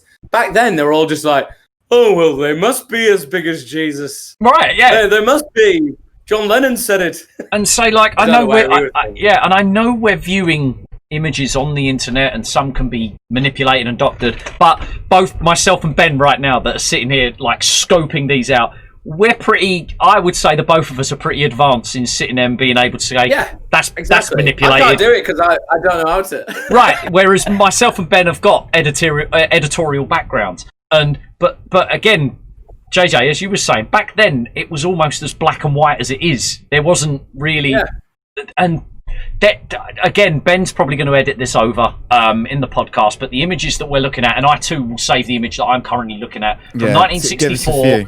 Yeah, from 1964, a picture of Paul, and then in 1992, a full Paul. The faces are different. The nose is different. The chin is absolutely different. The ear is a massacre. Like, there is no question that it is a different ear. You can't pay me money to say that that's the same ear. It's not. It's really not. Exactly. It's bizarre. And that, for me, is the only real evidence that Paul McCartney has been replaced. Okay. What's the only real evidence now, though, Ben? Like, is this? Have you seen? Did you? I've seen this before. I've seen this before, and I totally always said this is pretty. Like, I still don't fully believe, and I don't believe any of that other stuff that's going on. But this for me was the main. Like, hold on a minute. I see something. I can see. I can at least see here that there's something going on. Right. Whereas on the other stuff, I'm like, either coincidence or, like I said, John Lennon loves to troll, and their record sales were slipping. Sure, yeah. And that was a way of, getting interest again in the Beatles. Yeah. So when it comes to, like, the idea of, like, the esoteric part of it, like, the thing that this is why I think this is probably why I said all the stuff about the facial recognition stuff doesn't excite me that much, because it's not really very exciting. Like, if they did replace him, they just replaced him with a guy who looked like him and replaced his fucking earlobes and blah blah blah. I'm not interested in that. Like, I'm interested in the part with fucking Aleister Crowley. He fucking worshipped the devil and killed people and shit like that. Oh, my lights have gone off now. Oh, God. Oh my God! So we're on. I guess, Let's move away from the face and the yes. and let's move on. Yeah. So, but before we move away from the face, like that, the main thing is that people thought it was Billy Shears is the guy that replaced Paul McCartney. Okay, so this is new news to me. I'm innocent to this. So yeah, there's a guy named William Shears Campbell. He was the winner of the 1965 Paul Lookalike competition. When they found the answer in the arrival of Billy Shears at the start of Sgt. Pepper, they actually introduced in the new version of Paul. Also, a bit of wordplay is Billy Shears will be willfully misheard as Billy's here. Billy's here. Okay, right. But his name was William Shears Campbell, did you say? Yeah. And he won the Lookalike contest. Yeah. But he's 2 inches taller. He's had a bit of plastic surgery. That's what apparently a picture of the real Billy appears on the poster that was given away with the White Album and had plastic surgery to look more like the real Paul. Still, diehard fans claim to notice difference between Paul and William, whom they christened Fall. Some even say that there is a 2-inch height difference and the colour of the eyes has changed. As recently as 2010, things Fall said in interviews were still being picked apart for discrepancies. So, yeah, so Fall, like Billy Shears was apparently the one. But then even in JJ, you were saying that they called George Harrison said on his deathbed or Billy's here or something, or hello Billy. Can you say it? There's a video. Right, so immediately for anybody who's watching, if you research this, the documentary that it's from is dreadful, but the actual footage from it is the only way where you can get it. There's a part where Paul McCartney comes in. I think it's like late Wings era. He's got that awful shitty haircut, and he comes in, and George Harrison's like, I think George Harrison had just had his home invasion. He just found out he had terminal cancer, and the guys who came into his house nearly killed him. He comes in, and George Harrison's just like, "Oh, hey, Billy," and then Paul McCartney's just like, "Oh, hi, how you doing?" And then in later interviews, George Harrison refers to the Beatles as them. He doesn't refer to them as us. Oh, obviously that is clutching a little. Right. There's a few areas with that. So this where did is it simply the fact that William Shears Campbell looked like Paul that everyone immediately said, oh, he has to be the replacement, or is there more to it? So there was a picture of him in the White Album, and that was concept. So which is the guy with the little horn-rimmed glasses? Okay, am I right? I think in hold on. Yeah. Then. The original concept of Billy Shears comes from the fact that when the Beatles had all had enough of each other to a point where they were like, we don't want to fucking do this anymore, they created like a pen name for the Beatles, Gotcha. Sgt. Pepper's Lonely Hearts Club Band, which is then, oh, does you do if you sang me a tune? And he was like, and then he goes like, Billy Shears, and then and then it's Ringo Starr. They all had names in Sgt. Pepper, like they all had individual names. Yes, yeah. They were basically trying to sell that album. And this is also an argument against why they never released a single, because they were saying that they were a Beatles cover band, which then I think kind of like sort of masked the fact that they got the guy from a cover band. Right. Yes. If you're searching for something on the internet and you were like, everybody hashtags nowadays, don't they? So they go blah blah blah hashtag. If you put Beatles cover band, you would also put cover band Beatles. Well, if you were trying to sell like lots of things, what you're trying to sell. Sure, yeah. Obviously, that wasn't the case back then, but this is the idea that the Billy Shears came from a Beatles cover band, and then the easiest way to cover it was by making the rest of the band a cover band. Right, yeah. But that's just an idea. The actual initial idea is that they got so bored of being in the Beatles, they wanted to create a new persona. Right, okay, so Billy Shears has now replaced Paul McCartney. Where has what have they done with Billy Shears back in Canada with his cover band? Like, have they had to find a replacement because he's jumped over the transit? Now this is where I'm just like, I'm out. Just like again, jumping. It comes back to the car theory, the vehicle theory. I think this is one of them ones where the story's like, again, I'm on board with a lot of it, but a lot of it is like, it's just skepticism. Like, he was from Canada, he wasn't from Canada, he was in a Beatles cover band, it wasn't in Canada, it was in Liverpool. You know, it could be many variables there. He could have been in a cover band in fucking Michigan, and that's why the guy, you know, for instance, like, if somebody messaged you like, do you want to be in my new band? But you have to be called Ozzy Osbourne, but you're not from Birmingham, England, you're from Michigan. But don't tell anybody, because I don't want anyone else to know. I've heard that fucking Ozzy Osbourne's dead and I'm going to be the new lead singer, bye! And then hang the phone up. Like, yeah, that's that obscure. kind of vibe. I mean, Ben, where do you go with what is your like take on this Billy Shears? Because I've just told you what my opinion is on it. I mean, it's just putting a name to the face that could possibly be the replacement, and there's building a story for the replacement. So they're going, oh, this is a real guy. Look, we've got the evidence because we know who it is. Like, we know who's replaced Paul. So that for me is like, you know, and the picture that people show of him, he looks like him. He looks like the picture. He looks like the new Paul McCartney. Right? Yeah. We will get onto that picture specifically later, because I feel that for me this is part of the most condemning evidence. Because that's ever in the White Album, isn't it? They've just put that. Yeah. And there's also a picture of him playing bass right-handed, and people argue like, oh, they just put the negative the wrong way around. I'm like, everything else looks pretty normal. Like his. You know, like when you see a picture of yourself on screen, like for now, it's flipped. I've got two screens. One of them's facing backwards and the other one's facing forwards. So I'm like, both my arms are like Ganesh. Yeah. No, I Get yourself in a room in a river. So I mean, the next thing I think we need to move on to, because we've done Faces, we've done Symbolism in Sgt. Pepper's album. Thing, but the other thing that the band did and knowingly did was the reversed lyrics and the favourite part, backward masking. Backward masking, right? Which nowadays is easy to do, but then they had to literally cut out the tape and put it backwards.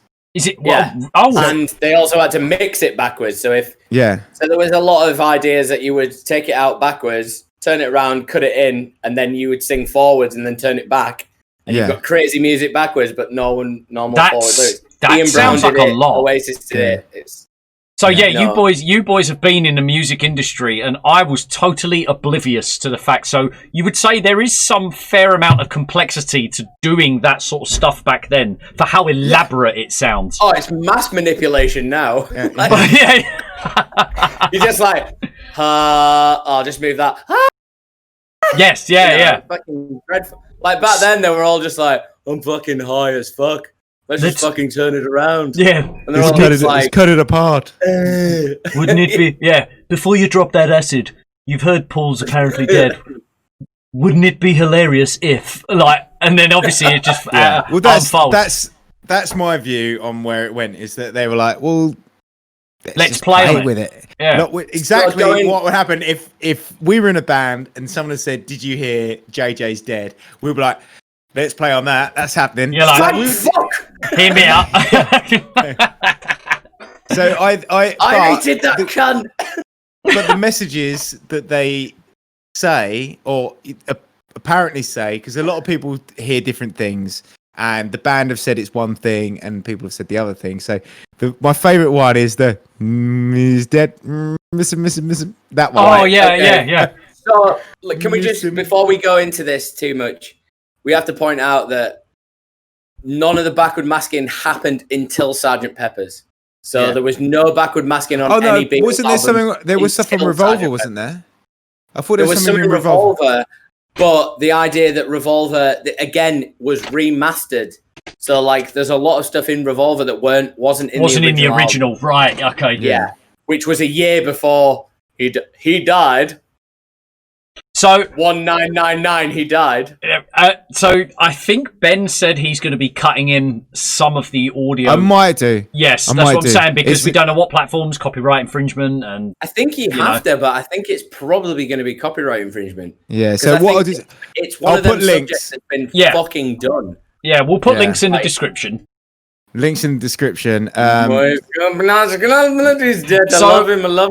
Before. I'm not too sure, Ben, have you got a list already or an order that you wanted to follow of them? If you've compiled any? No. Okay, that's good. So, JJ, I wanted to ask, what is your favourite one of these audio, or what master audio, whatever they were called, sorry. So backward masking is what the technique's theory is called. Yeah. Like backward masking, masking only refers to like when they used to... So... I think this is right. When they used to mask albums, if something, which is fucking mental now because you see it on a screen, but imagine like your audio is on a bar. Yeah. And the masking part of it came when if something was too high, they would just put tape over it. So it would only reach one peak and then it would go down to... I never knew that. That's madness. So backward masking was the idea that you would just flip it around and then, just cut it and tape it. Gotcha. It's the same as videography, like back in the day. Like when I was at college and stuff, that's what we kind of did. Like it was shitty video. Anyway, I can't remember the first one that got me involved in this concept. Yeah, I was working at Tattoo Convention in 2010, and me and my friend got fucked, like absolutely wasted. And we went to his friend's house in Doncaster, and I was like, someone's just sent me this link to this DVD. I think we should watch it because I think it's going to be one of those like stone fucking watches. Anyway, we watched it and it was just a video of John Lennon going, I wasn't saying Paul is dead. I was saying cranberry sauce. And that was what got me sold on it. And I was just like, all right. So what was he saying? And then I went and later found these backward masking things. And it's just like, no, is dead. No, is dead. And then it's just like, if you play it forward, it's like, cranberries. But it's not. It's Paul is dead. Well, yeah, because I listened to that one in the documentary that you gave us the playlist to watch of the Winged Beatles. And that audio clip, like, as a matter of fact, is the one that stood out to me the most. He was like, oh, yeah, I'm seeing cranberry sauce. I was like, that sounds fucking nothing like cranberry sauce. That wasn't even cranberry sauce. It did, yeah. That wasn't even what I watched. That wasn't... I remember somebody had sent me this link, and it was the first little, like, inkling. And I remember at this tattoo show just been like, I'm going to lose my mind here because people don't believe me. And I'm just, like, going around going... Paul is dead, man. Paul is dead. I love him. I miss him. And everyone's just like, what the fuck is he on about? Like the next day, like I went there it was the first time they did Artist Friday. So I tattooed one of my friends. He was a tattoo artist as well. And I was telling him about it. And he's like, my friend Nixon, he's like well into that shit. And he was just like, yeah, I fully believe it, man. No questions asked. Didn't even bat an eyelid. And then I'm like, am I just like that guy? Right. And then the next day, I was so hungover, I was just like, Paul is dead! And I think I took my banner down and like put Paul is dead in like gaffer tape on my banner. And everyone was just like, who the fuck's this guy? For one, they didn't know who I was anyway. And for two, they didn't know Paul was dead. And three, they didn't know who Paul was. So it was fucking weird. I just remember like me and my friend Joe just watching cranberry sauce. I was saying cranberry sauce. It's like, you weren't fucking saying cranberry sauce. Why are you dead now, John Lennon? Yeah. Because someone's fucking offed you, that crazy weirdo. Jared Leto fucking did you. Yeah, but that particular one really stood out to me. The fact that I immediately was obviously going into this unbiased and not fully convinced, but when he was saying like, oh, I was saying cranberry sauce. No, you fucking weren't. That sounds nothing like it in any way, shape, or form. But when it comes to... Sorry. No, go ahead. You can see his insincerity when you look at his previous interviews. Like, if you look at John Lennon's previous interviews, he's very He's very similar to a lot of people I know. They're very good in like audiences, but not very good like when they're put on the spot. Like John Lennon is one of these like very quirky people, but when they start speaking to him about fucking like things, and he's just like, oh, I don't know, I was saying cranberry sauce. You're like, no, you fucking weren't, mate. You weren't saying cranberry sauce at all. You're just trying to cover up for your producer who fucking did you and put you on with this fucking Canadian kid. Yeah, that's like.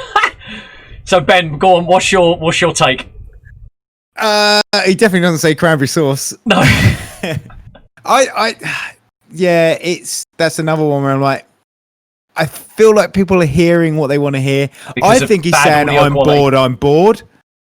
Is that what you thought you heard? I'm bored.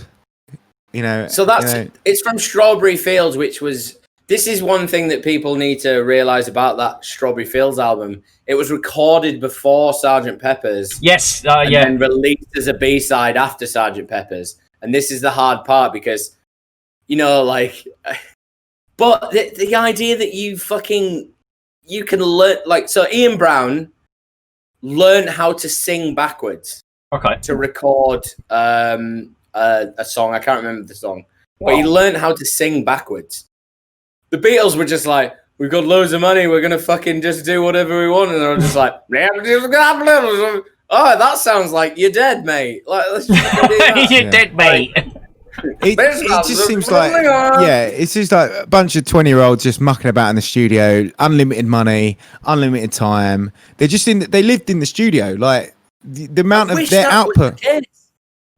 But they were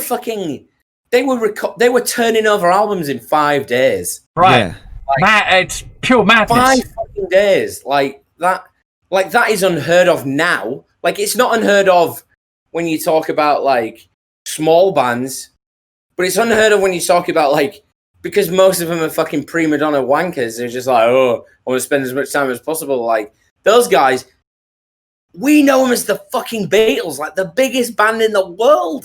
Right. And they're just like, oh, we just tossed out Sgt. Pepper's in 3 days. No, Sgt. Pepper's was done over.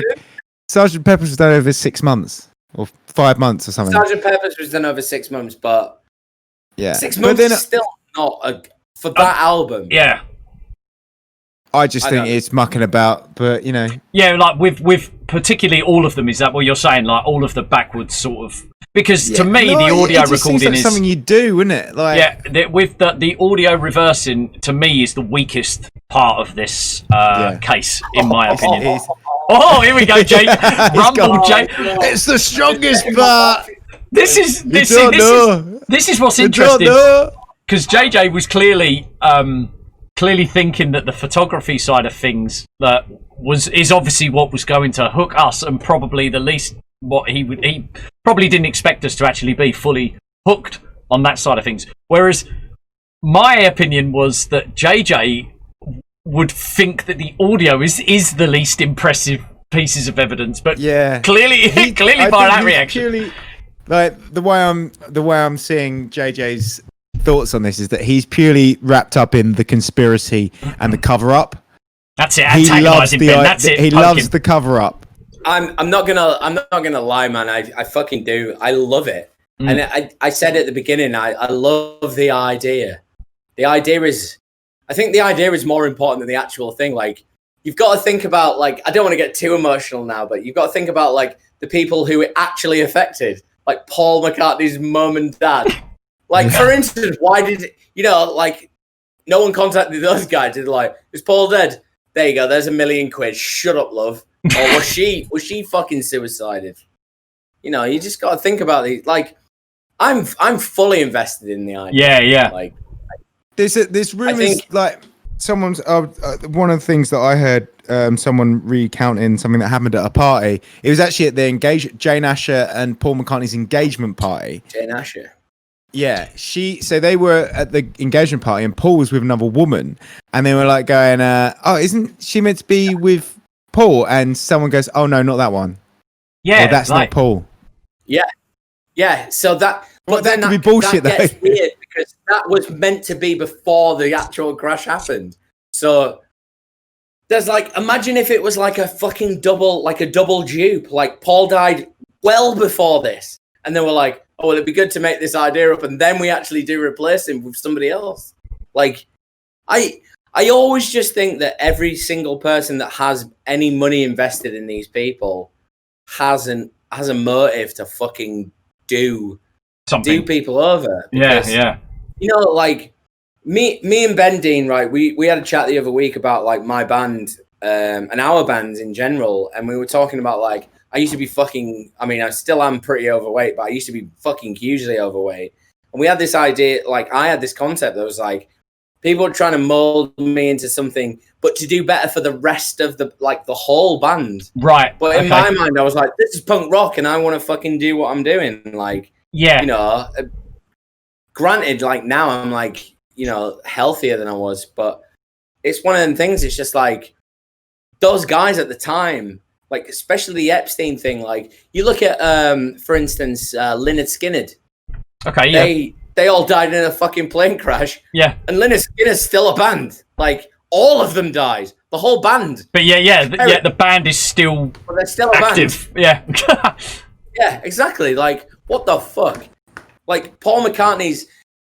I don't know how far are we into this chronologically, because I think a lot of this really wild stuff comes down with Linda McCartney and Heather Mills. See, this is right. Yeah, I haven't. Yeah, so let's get this. I don't know a lot about this. Yeah. In fact, no, we haven't spoke about Abbey Road. We haven't spoke about. Okay, so you get us through that then, JJ. You can do Abbey Road, but I think Abbey Road's probably the most. I feel like I've been speaking. I don't know a lot about it, but so I'm gonna right. So I'll tell you the conspiracy theory, like the theory on this one, because the theory is that Abbey Road is the biggest tell that Paul is dead. Like it's the biggest one, and it carries on like the graveyard from Sgt. Pepper's, and then Abbey Road is a funeral procession. So I think so. John Lennon's the priest. Ringo is the pallbearer. Paul is the deceased. Yep. The corpse, because he's in an old suit. He's barefoot. And apparently we bury people barefoot in the UK. Was one of the things that I don't know. I've never heard that. It's because you used to take their shoes off in the fear that they would get stolen. That's England. Yeah. Take his fucking shoes off. They'll get nicked. And then George Harrison is wearing a denim one piece, and that's what gravediggers wear. So specifically with poppers. Yeah, that is a massive thing, because apparently like an overalls, it was easier to melt down the nickel in popper shirts. Huh. Yeah.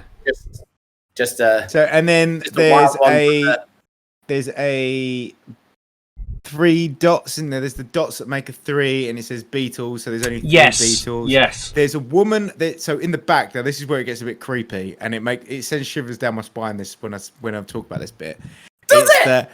It's at the back of on the left hand side of the road and the right hand side of the road. There's some people in white. Yeah. Some people in black, and I don't know what there was someone telling me. I've never known that one. Yeah. But yeah, there's something weird going on there. I can see the people on the left. There's also a white Beatle, of course. Yeah, and there's a white Beatle. There's a guy just stood on the right in black trousers and a light brown jacket or something. I can't see a cluster. One of the things I learned today was the license plate on the Beatles. On the Beatles. Yeah, Linda McCartney. McCartney would have been 28 if alive. If he lived. So there's a man standing there. There's the people in the white over there, and Paul's out of step. Yes, allegedly. Yeah, which is a Hindu reference to being dead, which I know. Like, if you see any tattoo art that comes from like Hindu or any reference like that, anybody who's out of step is dead. So any spirit who is dead, or any Japanese art, they're all out of step. They're all dead. And then on the back of the album is where it says 3 or anything like that. 1 foot is forward. Gotcha. Which is going to be like from some symmetry, but also he's left-handed, so probably left-footed as well. So he walks left-footed. Yeah. Yeah, so he probably walks dominantly with his left. So this is an actual proof here. My mum is left-handed. She plays pool right-handed. She plays fucking golf. Oh, that's proof for sure. That's not proof. My mum told me. Is a fraud. Paul is a fraud. A fraud. And apparently the smoking is a thing. Had something to do with it. To say he's been cremated. But the cigarette's in his right hand, like, you know. But for him walking out of step, the way I look at that is because if you said he's left-handed, we can assume he is also left-footed. So therefore he would lead dominantly with his left foot. And if the rest of them are right-handers and right-footed, the way they've caught them would be like... Sorry, go on, JJ. No. I was just putting my hand up there, Dean, because I was waiting because I think this is the sell point. The sell point of it. Right. I'm left-footed, but I'm also right-handed. And I'm going to say something now. I skateboard goofy, therefore I lead with my left foot. Exactly. And I walk with my left foot forward. There's a concept about this photo shoot. Because the idea that there is people walking like this, like, and their heels are leaving the floor. Right. Like, I need to get in the shot for this. Their heels are leaving the floor. That you can't do that unless it's like in a full motion. Like, obviously back then, things were filmed at like 12 or 14 frames per second. It was probably a photograph rather than anything. But they were saying, imagine how hard it was to do that photo shoot. Like, just keep walking, and then if that's what they were purposely trying to do, like one guy just out of shot, it's not hard. You all start with one leg forward, and then you go right and now walk, and the guy who's not with his other leg forward, he just walks. So it's obviously it's not hard to do, but the actual photo shoot itself was probably a fucking nightmare. Yeah. I'm just reading this thing now. It's like Paul McCartney was replaced with a Canadian, and George Harrison is wearing denim, the colour of mourning in Canada. There you go. I'm done. That's it. That's all we need. Everyone's pack up, fellas. We're done. What do they call it? They call it a Canadian tuxedo, don't they? Yeah, they do. Like, it's a wedding outfit.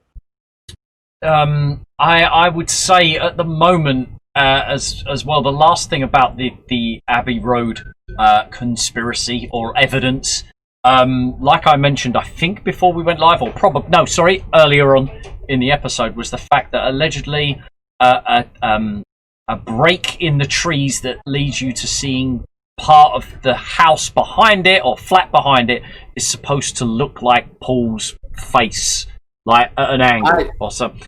So what I said to you earlier on was I thought that someone had doctored the trees to make it look like Paul. Sorry, yes, you did. Yeah. I've never heard of that before. I've never heard of the break in the trees. Yeah, and it's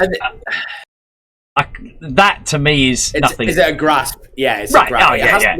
You look at nature, like you look at the Fibonacci sequence and all that shit. It has to be like. Just have to tell everyone I'm fucking a bit drunk now. Like, instead of wanting to drink, I'm fucking wasted. It's fine. Like, I'm comfortable with Paul is dead theory. Like, I believe it. So. Yes, yeah. So Ben, sorry, go on, go ahead. No, you're done with the whole. I just think I think the skull thing is bullshit. Like, there's nothing there. To me, if anyone.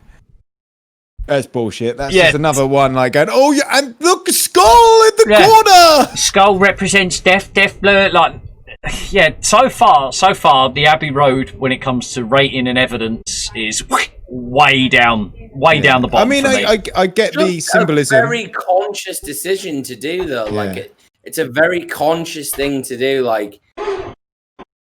Are they? So I remember when I was growing up, my parents were always talking about how Pink Floyd was so before their time. They were always like the big band. They were so before their time. Sure. Like these kind of things like this, like did Paul McCartney just go, well, I hate the rest of my band. I'm going to step out a step because I'm the fucking guy. And then he's just like, and everyone else is like, oh no, he's fucking dead. Like Paul McCartney's dead.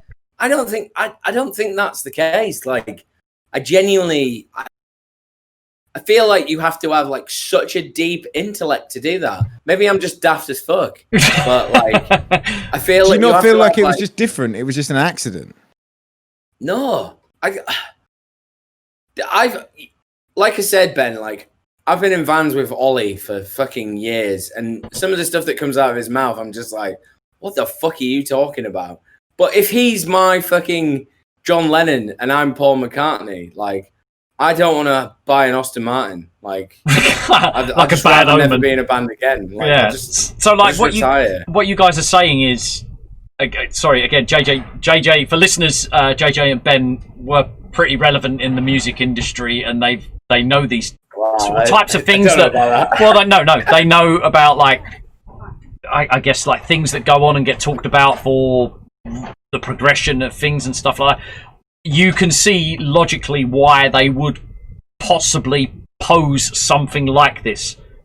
Oh, you can, yeah. Anyone that's got like an ounce of like business sense, I think, here is like, PR wise, they were doing bad. They weren't selling as many records. This thing came out where people was like actually started paying interest in the Beatles. But they weren't paying the interest in the Beatles' music. They were paying interest in the fact that the Beatles, one of them, characterization of them being covered up. Right. So why not play on? This is like, we're getting to my your magnum opus of this. This is the summary. This is me summarizing it, and this is what I think has happened. And sure. I think because I think we're coming to the end. There's not much more. What have we missed out? Oh mate, there's so much more. We could do an extended part 2. I know, yeah, it's fine. Like, I know you guys have got fucking lives. I don't at the moment. No, I don't want to finish. I'll happily carry on. I feel. I was about to end it. Like, I was about to end my. Come on. I know you were about to end it. This is what worries me, because I'm just like, I feel like I'm trying to justify. But the thing is, I'm not. Like I said at the beginning, I'm not trying to justify this idea. I'm trying to justify the idea to people, because. Yeah. Like, when people, you know, for instance, like people tell me about like Little Peep and all these bands, like these new bands, and they're all just like, oh, bless him, he's like so fucking innocent. I'm just like, yeah, he was probably a great musician, and then he got around loads of cunts who give him drugs, and then he fucking dies. Like, that's what happens.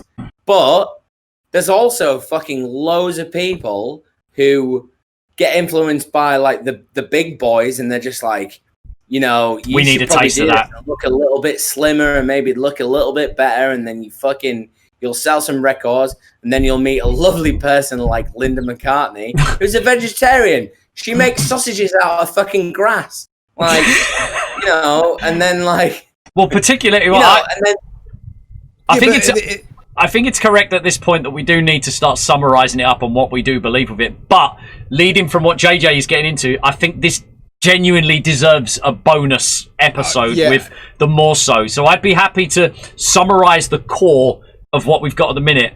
And before we summarize the core, we should talk about Linda McCartney and the McCartney and her family, because they had they were instrumental in breaking up the Beatles. Like, Linda McCartney's family broke up the Beatles. Fact. Okay. Well, can I quickly do another big boy break? I don't know. Yeah, I was going to say I need to go for a piss. 11. We'll be back in a moment, guys. I really want to know about this, though.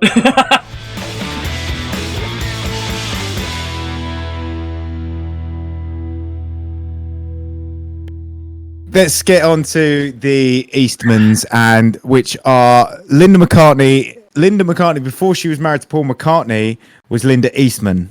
Linda Eastman's dad was Lee Eastman, but he was born, and this is where we start getting a bit like iffy. It's coincidence again. Okay. Is he was born Leopold Epstein. What? I don't know any of this. I don't actually, really? Yeah.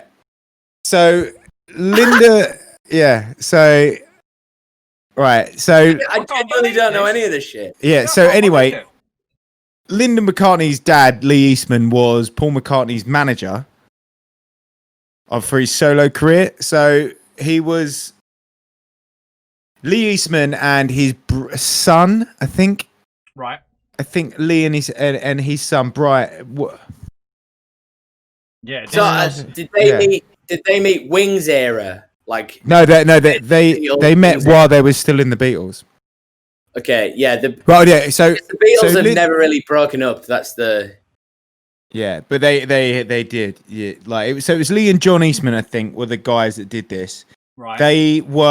They took over Paul's management, and they started getting involved in the investments of Apple Corp. And they, I think Eastman,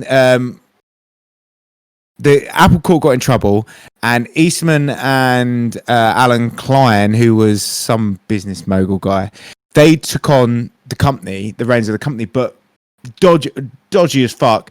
Started putting everything from Lennon and McCartney. They started putting it under Apple Corp. So yeah, Apple Corp. So Michael Jackson owns a lot of Apple Corp. Right. Yeah. So because Michael Jackson what they back. said he owned most of his estate from. He said they said Michael Jackson owned more of the Beatles than he did of his own music, which has allowed him to be a child molester. That's true though.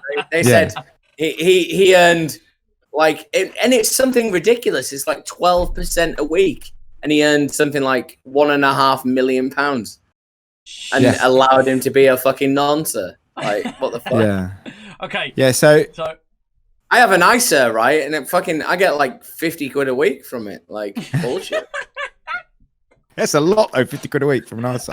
But I didn't get it from like sex child claims, so it's fine. Yeah. But yeah, so basically, dodgy dealings. McCartney's manager was running Apple Corp, the record label that Beatles music was put out on.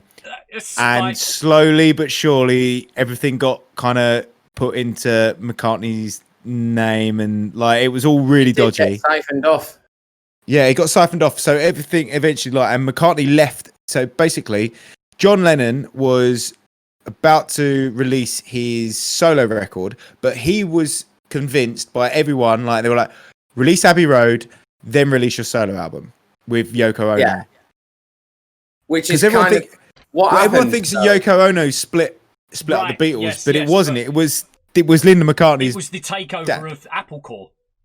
Sorry. So, but just before Abbey Road came out, Paul McCartney fucking released his solo album. Whoa, even though John Lennon had his recorded for ages, and so he waited. There's a few. I don't know. Like I don't know if you've had some ideas, Dean. Like there's a few things that I know about that. Not like I know about that, but there's a few things that I know about that like with Yoko Ono. And it's very prevalent now with like lefties and all righties and stuff. Like Yoko Ono was just a fucking huge hippie. Right. She forced him to be like that kind of guy. But he was a notorious racist. Like John Lennon was a racist. Like there is like if you type in John Lennon racism, there's so many multiple accounts of him. There is 100%. Jesus Christ. I'm not going to look into it. I agree with you. He was just like, oh, I love you. And he was like, oh, no, I love you too. Let's sleep in bed forever. So, like, so, oh my God, that's then complex to me. You look at fucking Linda McCartney, the hippie, like, she's. Oh, it was Let It Be. It wasn't Abbey Road. It was Let It Be. It was Let It Be, yeah. Let It Be. Oh, so Let It Be, going back onto the imagery of Let It Be, all of them have a white square, apart from Paul McCartney, who has a red square. What the fuck is that about? Why? Yeah, it's just another glaring piece just like sitting there, odd one out. But again, does it lead to the business side of things like you guys were discussing earlier, saying that, oh, we're doing these silly ideas. Let's just keep going along with this. Oh, Paul, let's... Yeah, but how long do you do it for, Dean? Like, how long do you do the mental ideas for? Yeah, like, but they didn't like each other. So I struggle with sleeping at night. Like, I can't. So this, I fucking do those mental ideas. I understand really when you now that you say it, is like how like that takes some mental capacity to keep doing like this thing over and over and over and thinking of new things to convince everybody with. unless someone gives you loads of money not to do it. That's right.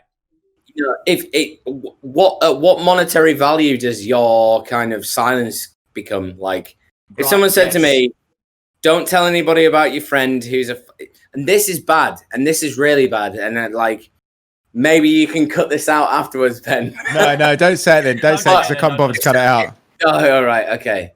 But if one of your friends was a huge racist and he likes cockbarrow, and then we go back to our podcast that we did the other day. No, exactly. I'm joking. But if you didn't have the same ideal beliefs as somebody else, but then that person went, "I'll give you 5 million quid to not talk about me or you or our relationship," right? Yeah, you just be like, "It's 5 million quid. I'll just not talk about us, them, or anything else to do with us." And you'd get along with it, wouldn't you? Yeah. And I speak to my mum about it all the time, like about the psyche of a human, and just been like, and she's like, "I wouldn't do that." I was like, "Yeah, because you're a fucking really nice human being." Like, I'm in an era where I'm just like, if someone give me 1 million quid, I'll just do almost anything. Yeah, I'll just not tell anyone about it. Like, as long as I didn't fuck the kid, I'm not bothered. Yeah, right. And it's really bad. Like it's crazy. I would say that to any of my friends. Like, it's really, really fucking bad. But if somebody gave me the key to the gate of life and just said, "There you go, there's 50 million quid. Do what you want." Yeah, I'd just be like, "All right, cool." Yeah. But if they said, "Don't speak about that," I'd be like, "Oh, fine, I won't."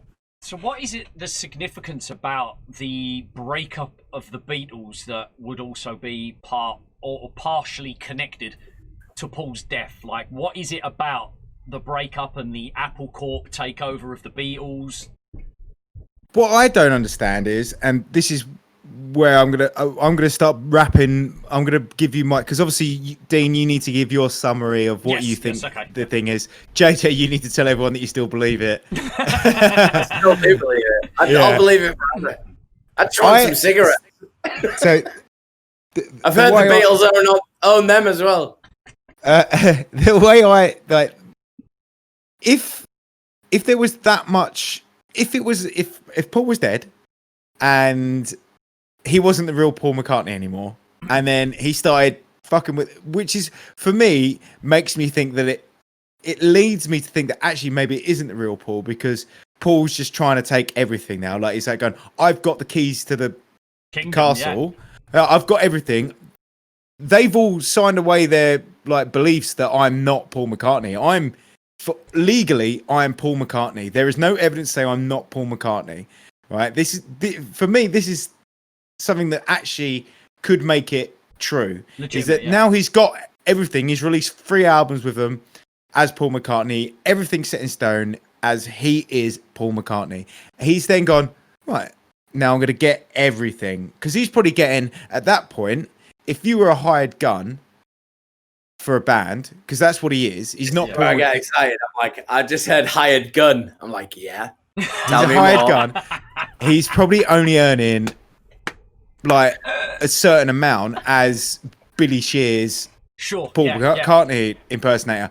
But now he's like, I am Paul McCartney. The world thinks he's looking at Paul McCartney. I am Paul McCartney. Yeah. I'm gonna fucking take everything. Yeah. And I'm gonna get everything. This fucking, you've seen fucking Heather Mills, right? You've both seen the video. She's fucking baying for blood. She's just like, I want to fucking tell you, but I can't because I'm gonna get fucking murdered. Like, she said that. Like, she's basically said, I can't tell you about it. It's worse than adultery. For a woman, I think, God, don't put that out. You can put that out. I don't care. It's fine. Because it's... For anyone in a relationship, I know what you're trying to say.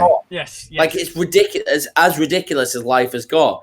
She's like, it's worse than adultery. And I'm just like, thinking of all the things worse than adultery. And I'm like, maybe she's just a bit sensitive. You know, right. You know, he might have like shitting on her chest and whatnot. I'm like, well, you know, surely it's just not a suitcase of like feces in her chest. Like, you know what I mean? Yeah, and a head in a box or something. Yeah.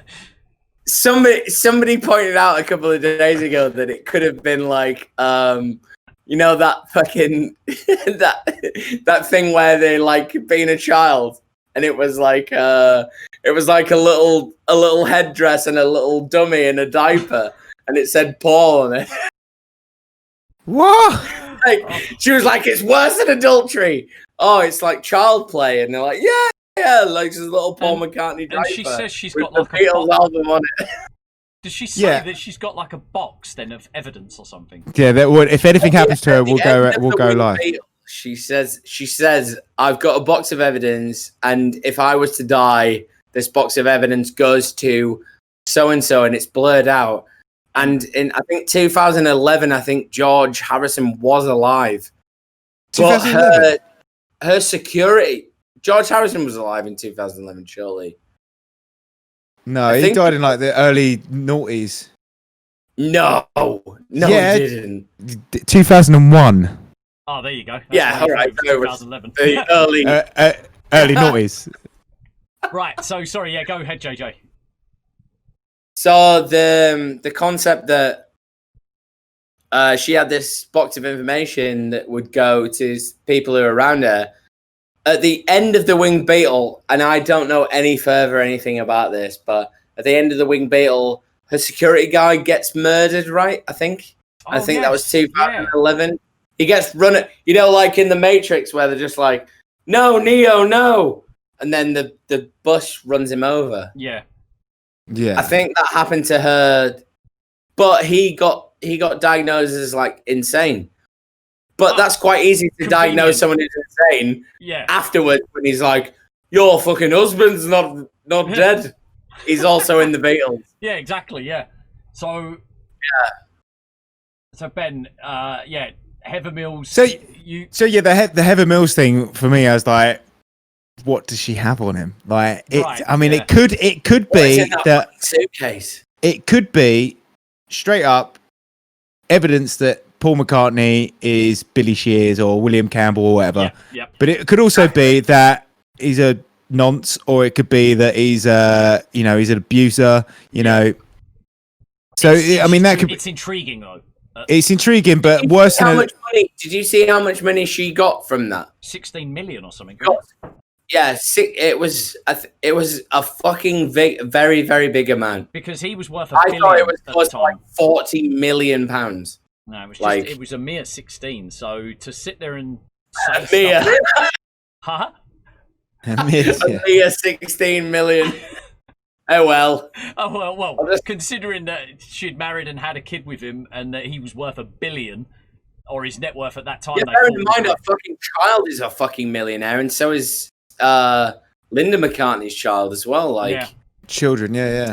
Stella McCartney's worth like 20 million quid. Like so fucking money. And although as well, Heather Mills in the media, she was obviously absolutely like hounded, wasn't she? She was pitchforks. She was treated like shit for a long time. That kind of leads you to think that maybe she feels like she hasn't got anything to lose because she's Heather Mills. Like no matter what, her name is mud. You know, she wasn't given a chance, was she? They ripped her to shreds. Yeah. So you're saying like, sorry. Go.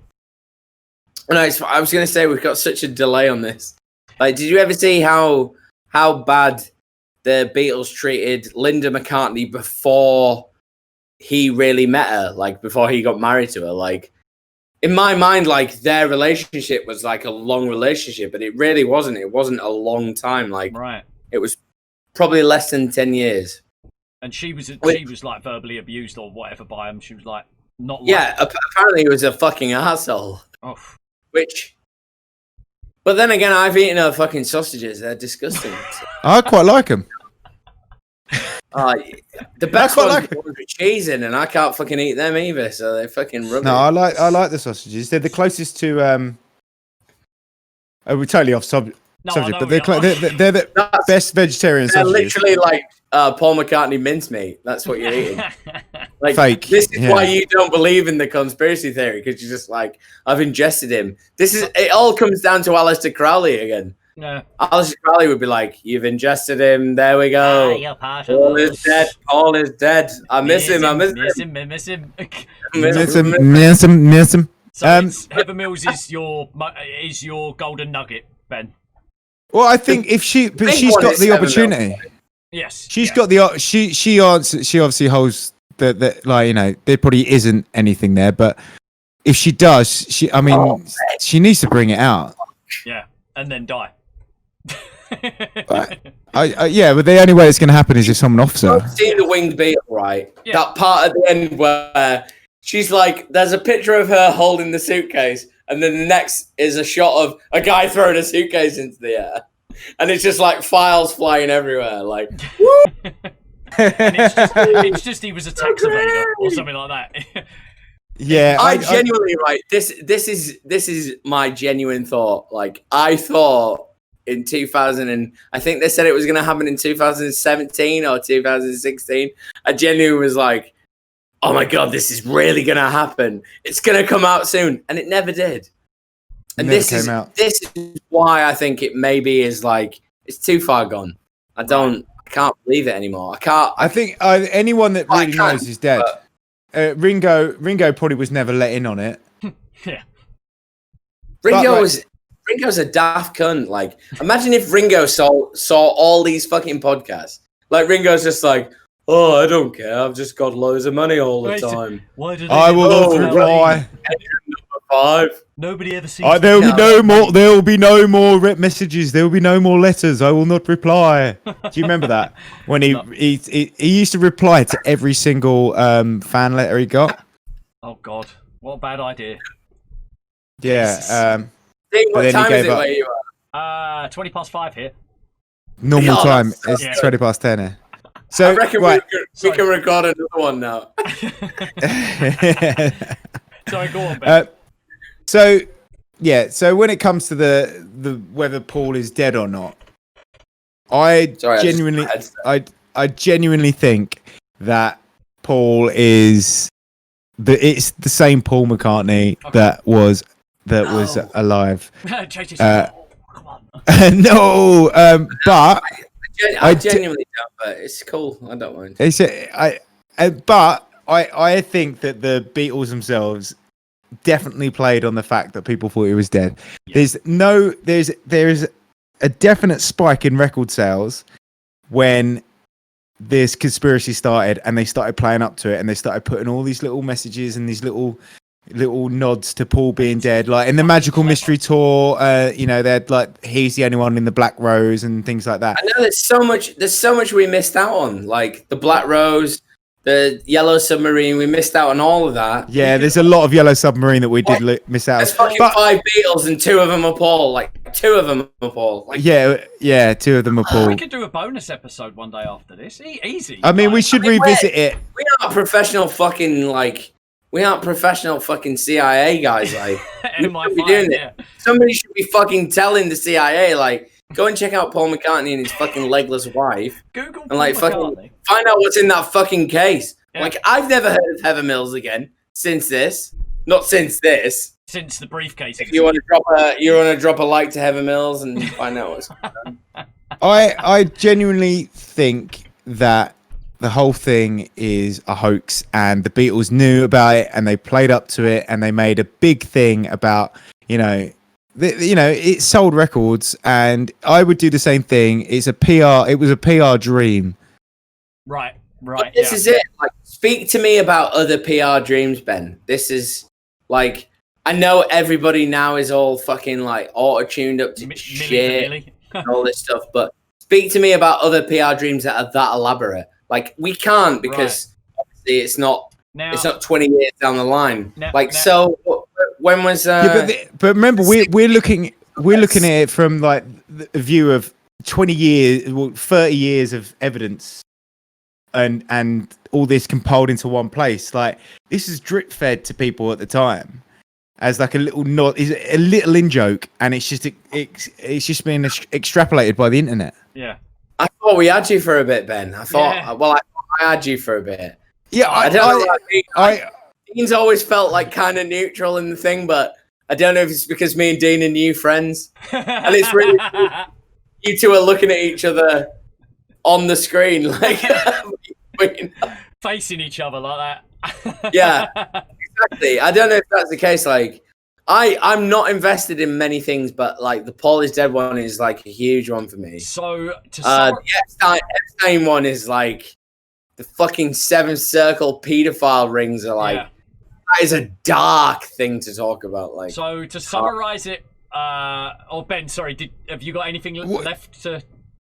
I really love this conspiracy though. Like this conspiracy theory for me is like the perfect one, because there's enough of it that there is doubt in my mind. Like I'm not 100% like he isn't dead. It's the same Paul that he was. He was born Paul McCartney. He'll die Paul McCartney. There's enough doubt in my mind that if it all came out going, oh well, I never said never. Yeah. Exactly, and that's it. You don't care that much. You don't care that much, and that's the same for me. Like, I'm fucking really invested in it, and when I speak to people, I'm like, Paul McCartney is dead, and they're like, oh, were you kidding? Because they don't fucking know the concept and the idea. We just spoke for 2.5 hours about this shit, like actual 2.5 hours, like 2.5 hours of our fucking life. And we didn't even go that deep. We didn't even go that deep. Exactly, we didn't go deep. Bonus episode. But there's the idea that somebody, and the worst part about it is, and it sounds like an episode of the Jepsons or something like that. Like, and the worst part about it is everybody is misled in the end, and everyone like we don't fucking care if Paul McCartney's dead. Like, I don't care if Paul McCartney's dead. But I don't really like Paul McCartney.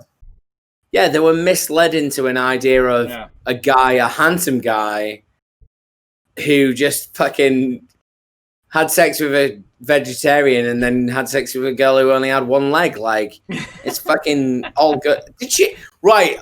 This might be going off subject. Did she have one leg before she met him? Yeah, she lost a leg a long time ago. Here's another wild one. Did she take it off him to make part of his clone body? Yeah. Did Paul McCartney take her leg? Maybe that's what's in that fucking suitcase. A leg. Like, this is the DNA. This is the DNA of my fucking leg. She's from Glasgow. She's not. Newcastle, right? I know. Sorry. Yeah. Dean, before we hear JJ's like closing take on the casino, because I think just turn it off, because I do want to hear what JJ's overall thought on the conspiracy is, because I mean there's got to be bits that you don't believe, JJ, right? There's many elements that many elements there are just like, they're so wild that it would be awful to believe, but it's like any fucking kind of story. Like, you want the crazy parts to be the best bits. It's always going to be the worst parts are the worst. Everything always comes down to like the worst bits, and you're just like, I have to deal with that with my friends and stuff like this, and you don't want that. You want the crazy bits to be true. Yes, yeah. Same as any conspiracy. Like, hopefully we're going to do this again. This was just a wild idea that we... we're definitely doing it again, baby. I can promise that. I know. I never even spoke to Dean before, and I was just like, oh, God, I can't wait. Well, before we talk about more things, I need to hear what Dean thinks. I need I need a summary of what you think of this. Well, no, Dean, you can tell me. I've got a wireless headset. All right, good. Right, okay, so... I'm on a 75%, 25%, 25% that I genuinely believe that the music industry is that powerful enough that they could pull something as elaborate as this off. Now, did I just hear JJ cheers? Cheer. I think that until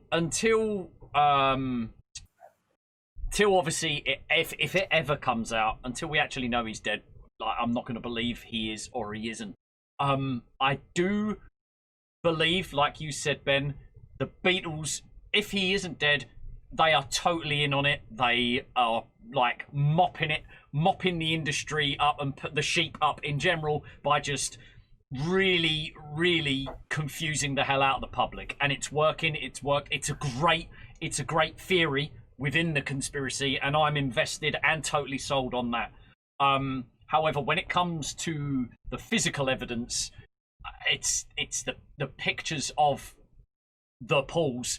Yeah, the pictures for me. I will need someone. I will need someone of who has a science or a medical background in plastic surgery or science in understanding biology and how the body grows and this, that, the other, to be able to convince me that I am not seeing a different earlobe. I am not seeing a longer, more protruding chin. I am not seeing a different nose. That evidence to me is a red flag immediately. Like, I need a medical professional to be able to sit there and be like, you're getting that confused with this. This happens because of that. Like, no, it is a real person. I agree with you, man. To me, it isn't. 100%. So I'm 25%. The real Paul McCartney, the original one that was born Paul McCartney, is now dead. Whether he died in a car crash, I'm not too sure, but he is now dead. That's the 25% belief, but that also connects to the fact that I do believe the music industry is capable of pulling something like that off, especially in that day and age that isn't as accessible as the digital age as we know it. So I think that they were in a capacity to really pull something off like that with a conglomerate of musicians that were literally being compared to religion. Like, with all of those aspects taken into consideration, I can believe that if he is dead, that they could pull it off. My friends, sorry, Ben. No, I'd say if he is dead, they definitely could have pulled it off, and you know. My friend's band, they recorded, like kind of like a B movie in America called American Satan. Oh God! And it was all about like the deviance within, like the music industry. Yeah. And like, so they've now been commissioned to do the series, American Satan 2, I guess, Los Angeles, and it's all very like. I just kind of laughed about it at the time because it's like the guy from Black Veil Brides, and then like my friend who's in Asking Alexandria. Like it's just fucking ridiculous. Yeah. But the story is mental. The story is mental, and it doesn't even make me kind of go like, if my mum saw it, she'd just be like, ridiculous. But if I saw it, I'm just like, no, I've met these people. Like, I met people in fucking Scotland and stuff who promised me stuff just because they want to like get in that vibe, they want to get in your like persona, and they want to be like, you tattoo, right? Yeah, cool, I want tattoos, you want something I want, let's fucking do it. And there's like this certain part of me, I'm just like, no, I don't like, I don't have that in me to just give, like, I mean, I did it to Ben because like, you know, he sucked me off in that, but yeah, there we go. Cut that one out. You didn't put me off. The possibilities of these people finding some joint idea, like, he's dead and we want to do this. Let's exactly. And I think that's where the wild end of conspiracy comes into it, because like when you're fucking young and you're fucking stupid, you just like, not even young and stupid. You're young and you just want to be like, you want to be noticed, and you want to be. Like fucking, I still do it now. Like I'm 34 years old or 33 years old, and I'm just like, I just want to be like known for something. But I've got comfortable with the fact that I am known for just being a shit tattooist. Like it's cool, but like good tattooist. But then it's like,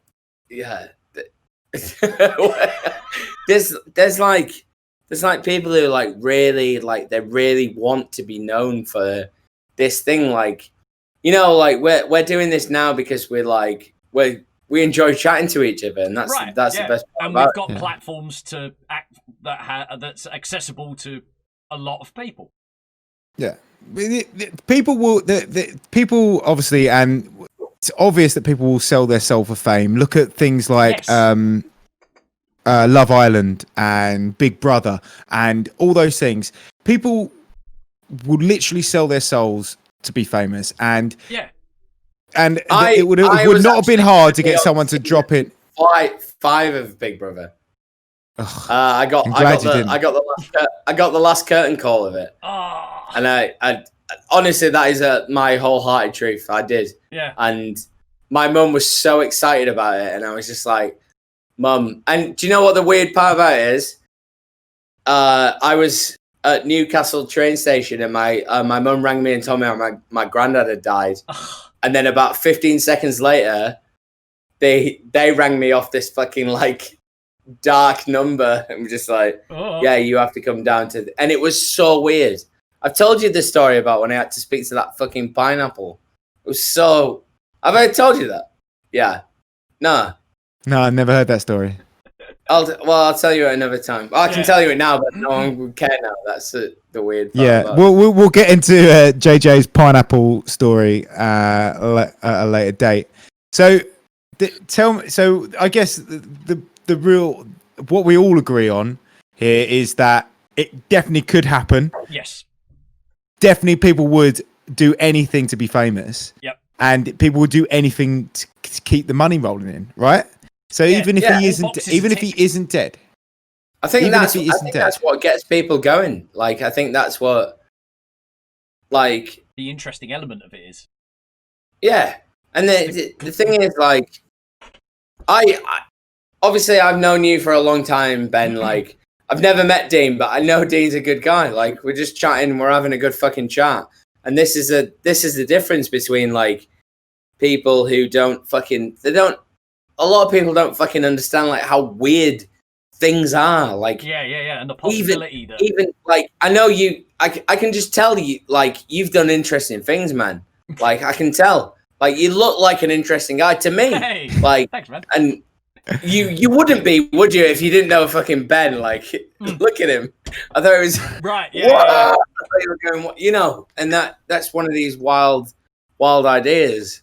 And it's the excitement of possibility and the global corruption that comes along with it. It's not just condensed to Paul itself. It covers so exactly. So much. Yeah. Well, it just incorporates high. Yeah, it's that feeling of high strangeness. Like, we are not in complete control of our surroundings. There is the and that is why I love conspiracies. That is the reason that this whole, be it conspiracies, be it paranormal, be it anything that isn't the norm, it excites me, and that's the reason why I wanted to do this podcast. And I guess what we're doing now is introducing the podcast at the end rather than at the beginning. But if people at the beginning, but if people have got this, it got caught in my fat of my belly. My cable got caught underneath my fat gut. I just pulled it out. So if people are still listening, 3 hours in, and now the reason I wanted to do this podcast, and the reason I got you, that I wanted to do it with you two in particular, is that we both all three of us get excited about the same things, and I can't wait for the next one. I don't fully believe that Paul McCartney is dead, but I am so invested in the conspiracy, like the whole thing for me. Like, it's the story is amazing, and being able to tell it and be able to talk about and discuss it with people, that for me is the point of conspiracy theories. It's the idea that it will constantly be like, you know, battened on. Like, people will talk about these fucking wild ideas. The weird part about it is, are people going to be speaking about the fucking conspiracy theory, or are they going to be speaking about the fact that 3 guys from like all ends of the fucking globe spoke about Paul McCartney, and then they're just like, who the fuck's Paul McCartney? Who cares? You know what I mean? They're going to be like, who's Paul McCartney? They're going to finally be this like black disc, and they're going to be like, oh, what's that? Yeah. Dragging their nails on it like an episode of The Craft. Yeah.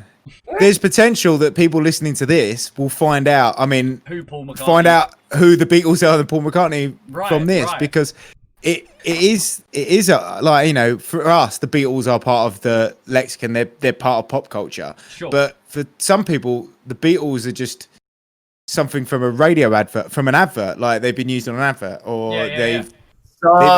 they've heard those famous, all those knobheads doing Imagine the other week. Yeah. You know that, like Imagine or Celebrity, Imagine. celebrities, yeah. Gal Gadot going Imagine. Imagine. Like cherries in it. Imagine. Yeah, it's all right. Like maybe this could end it well. I don't know. Yeah. You'll probably tell me I'm wrong. Summarize it yourself, JJ. Yeah. Go on, end it for us as you it's always started about it. myself, Dean. Like I'm a fucking narcissist. You know this. I love it. Right. So, who's your favorite Beatle? I ain't got one. God. Really. No. Oh. John Lennon's voice, and probably George Harrison because he was the least knobby of the lot. Yeah, George Harrison. He's just kept his head underground where he is. So yeah, I'd say George. Oh, he's dead. You know, like the fucking man traveling Wilburys with fucking Bob Dylan. Yeah. George Harrison, Bob Dylan, Tom Petty. Oh god. Oh, Tom God. Petty. Sorry, listeners and viewers. Sorry, I just nearly vomed all over the fucking desk. Yeah. So we say George Harrison's the best Beatle. What are we talking about the next time? You need to get people excited about the next one. Well, we need you to summarise at the moment, but I've got one. I think I've got I've got mine prepared. Right, I'll summarise, guys. Paul McCartney is dead. He was replaced with a doppelganger. Dean and Ben kind of agree, but they're not woke, are they? So. They're like. I'll have you know, I am wide awake. I'm so woke. I'm woke, bro. I'm QAnon. QAnon. Did you see like Donald Trump just doing this? I was like, that wasn't a cue. He just went like that with his finger, and everyone was like, no, he signaled QAnon. I was like, no, he didn't. He just went like that with his finger. But. Maybe this could be the next one. I said to Ben before you joined, Dean. I think Dean's got one already wrapped up that he wants to do next. But this could be. This could be then. QAnon is JFK Jr. That's I have no idea what QAnon is, so this I'm happy to be. Yeah, I only know. I don't know a lot about QAnon. Plane crash, but I don't know. I'm not sure. JJ, you are pissed. You're so drunk. I'm not pissed, but I know my fucking vibe. I know my vibe. I am pissed. I'm gonna go buy some cigarettes now. Right, so wrap this up. Dean, what are we saying? I'm gonna wrap it up now. So thank you very much, everyone, for listening to the Not Another Conspiracy podcast. Dean, you seem to have an idea of what you want to do next. I want next to week. possibly touch on the 7/7 bombings in London because I know it's not a very big conspiracy, but I know a little bit. I'm there. Yeah, he's there as well. Sweet. I'm there. Okay, so it's know about this shit. I mean, it's quite. It's going to be more serious then as well. Well, it's quite a personal one because I heard the bus go off. I won't go any further, but I heard the bus go off. I was working round the corner from Tavistock Square. And this is my link to it. I was walking through Liverpool Street Station when the alarm started going off, and they started shutting the shutters to lock everyone in. And I sprinted because I was like, I ain't getting stuck in here all day. But I didn't know what happened.